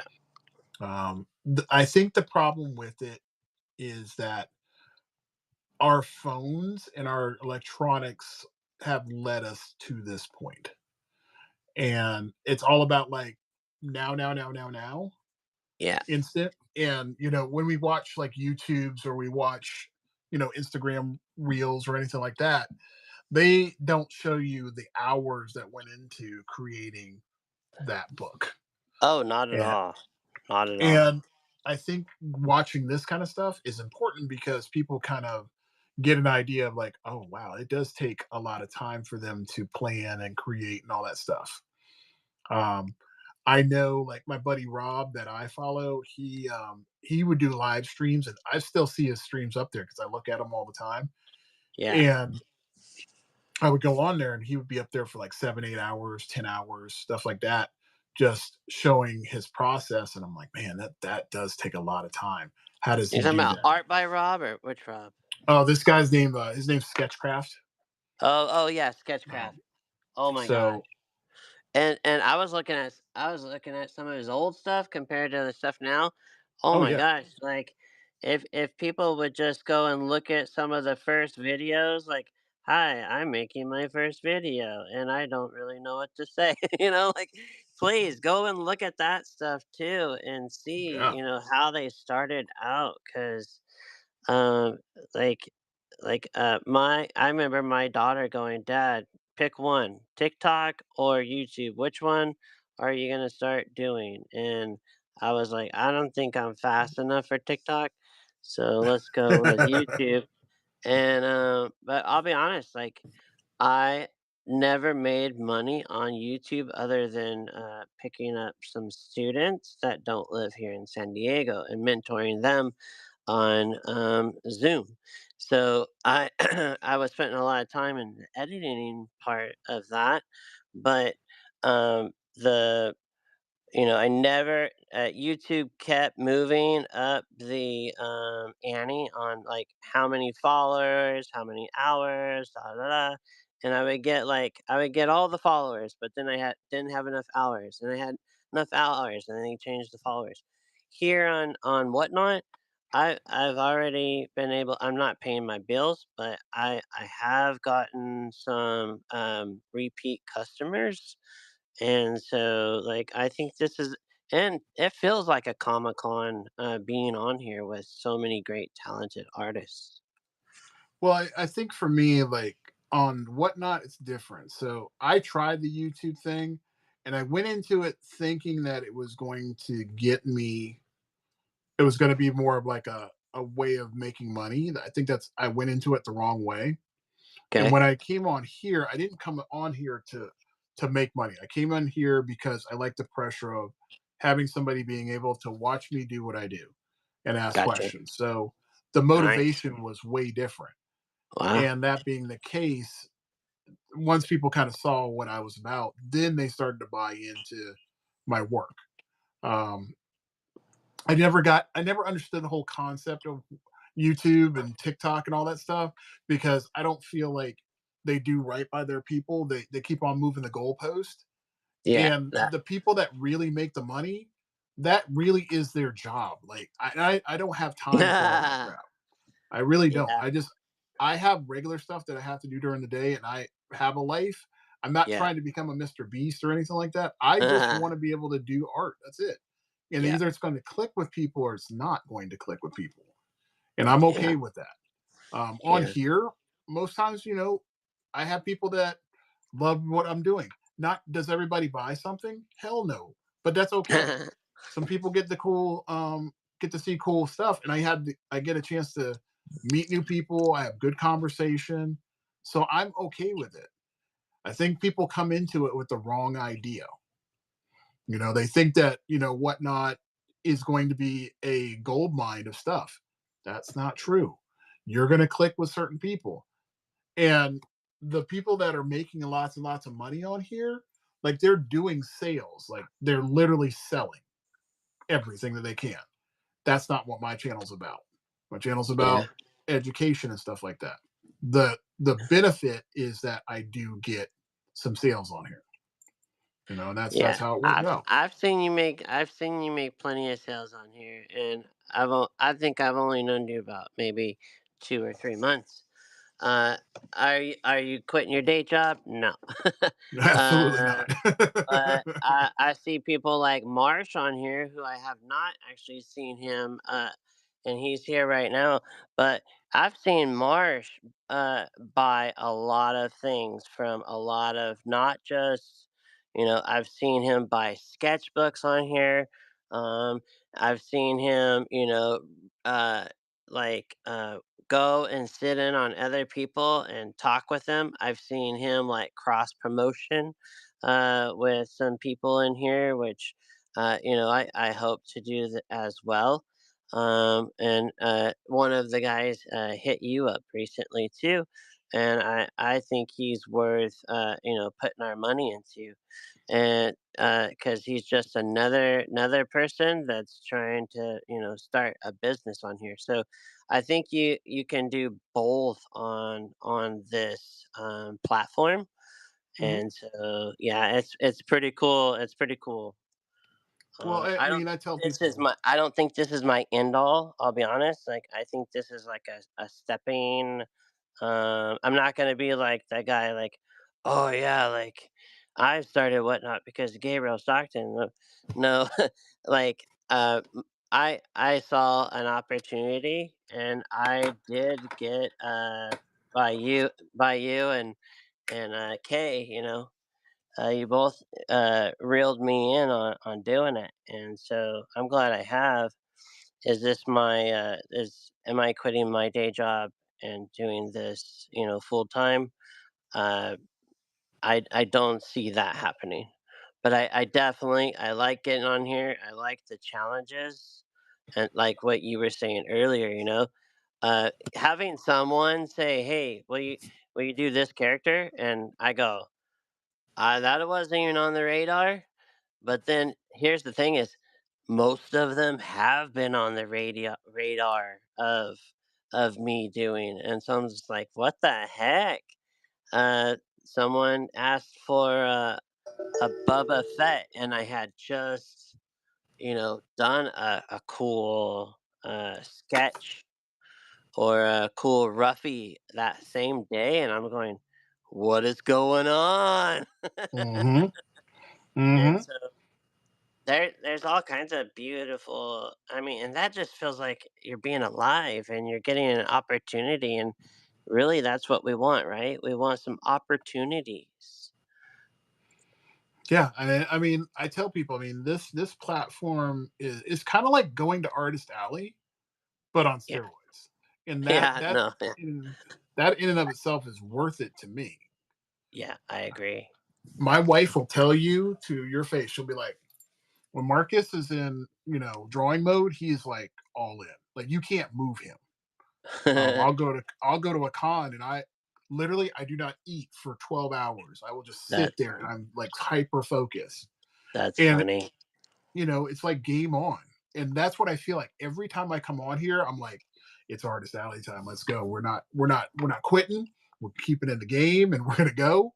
And Yeah, I think for me, the one of the other reasons that like I really hyped up you coming in here is because when I see other artists coming to the table, I'm like, okay, all right, let me see what you got because I'm going to see what I can grab from that person, and I'm going to see how I can add that to my stuff. So I feel like having more people in the mix is a good thing because it just yeah, brings on more fun. Um, I and agree. if you're already talented, why not? I mean, you're doing yourself a disservice by not coming into it. Right? You know, Yeah, for sure. so Yeah, it was good for people. you. Thank you so much, because yeah, I wouldn't have known what I was gonna do all last month. Well, I mean, you think about it. Like, there's a reason why opportunities come, right? You know, things might slow down, but this can give you a place that you can kind of hone those skills, and it's setting you up for further things. And the other part that I tell my students, and this is the part they never really catch on to. I said, you never know who's watching. There you go. Okay, these Yeah. usernames that we have they're obviously not people's real names. So Right. you could have a publisher watching you right now and Oh be like, yeah. "Oh my god, that person that is really cool. I got to reach Yeah. out to them." Because honestly, Sketchcraft, and he'll tell you like when he got the opportunity to do his Spawn book, it's because Todd's people were watching what he was doing, and that's how he got that opportunity. That's funny. That's so funny. That's So funny. they knew that they knew a few things like on his end. It wasn't just the fact that he was a good artist. He was a great storyteller and he was somebody that could be dependable. Like he could follow getting deadlines done. So those things are what put him on the map, So and Marcus, are you a real person from are you an art director from I wish DC? I could say that. I'm just a professor. I mean, like I'm I'll throw it coaching right people back on at here. you. I was so surprised, like, when I heard that, the one of the Kuberts, was an art director, for DC, and I was like, "Whoa," I would have never thought, the son of an art school, the Kubert School, was, art director. I thought, he'd only be doing comic books, and No. I actually met his wife, and I was like, "Wait, is your husband here?" She's like, "No, he didn't come with me." But she ended up getting a very prestigious award as a watercolorist at one of our events that we have for the National Watercolor Society. And then later I'm watching a video in the car, and he's all, "Yeah, my wife watercolors. We'll go camping, and she's doing plein air, and I'm doing a superhero piece, sitting in the camper or tent." And I was like, "That's so funny! I just met your wife."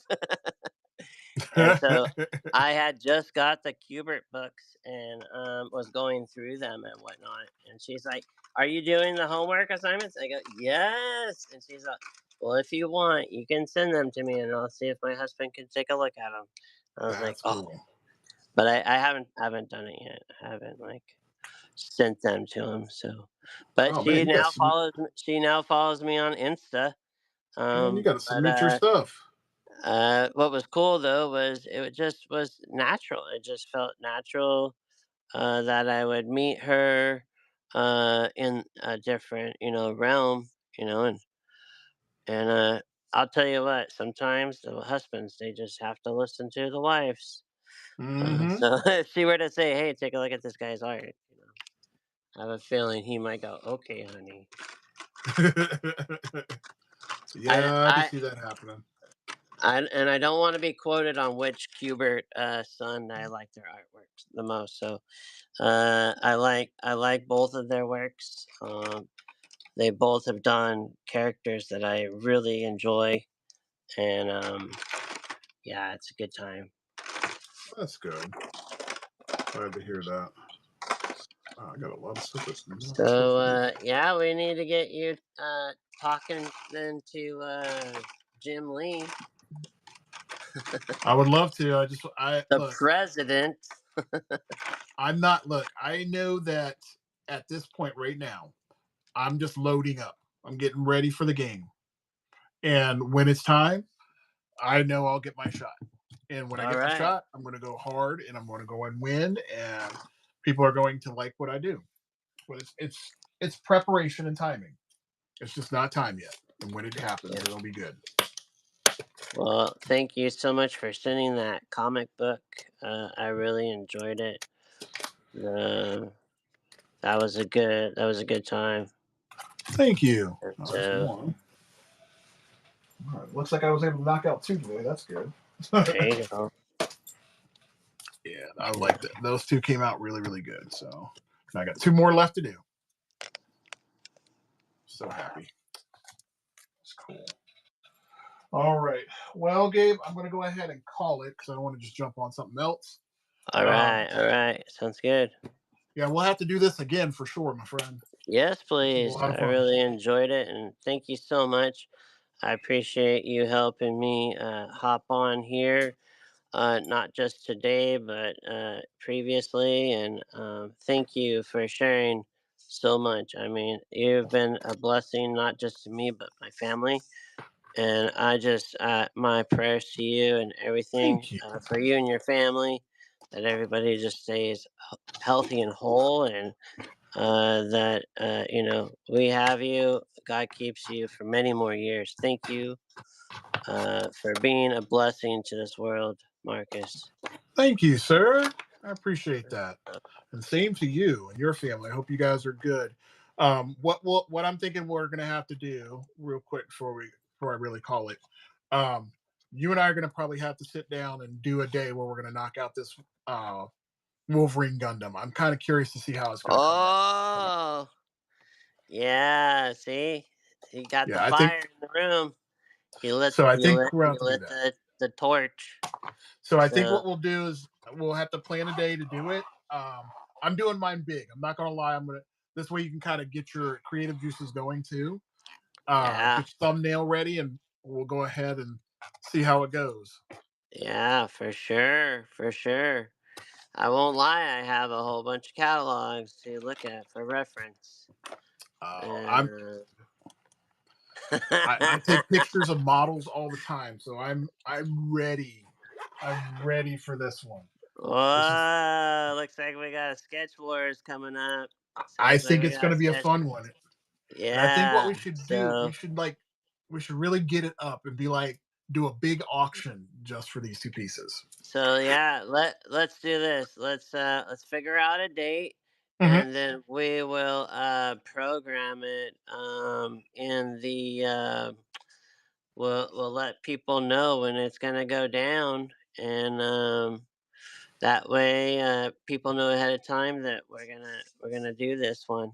And so Yep, I know this one was kind of like on the fly, and uh, but yeah, uh, we'll plan it out better for you guys to attend. absolutely. I think doing an auction for that kind of stuff would be really cool.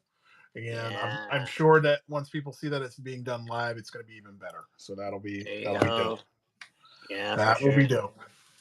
All All right, right, Gabe. Well, I hope you have a very blessed Thursday, and I'll be back up here tomorrow morning. So if you jump on, let me know. sounds good. Take care. You too. Take care, buddy. See you, Marsh. Bye, guys. Have a good one. See you guys over there. Let's do a raid real quick here. Let me see who I can send you to. Ooh, I'm gonna let it pick for me. Oh, you There we can go. have it picked for you. Oh yeah, here we go. I didn't know that.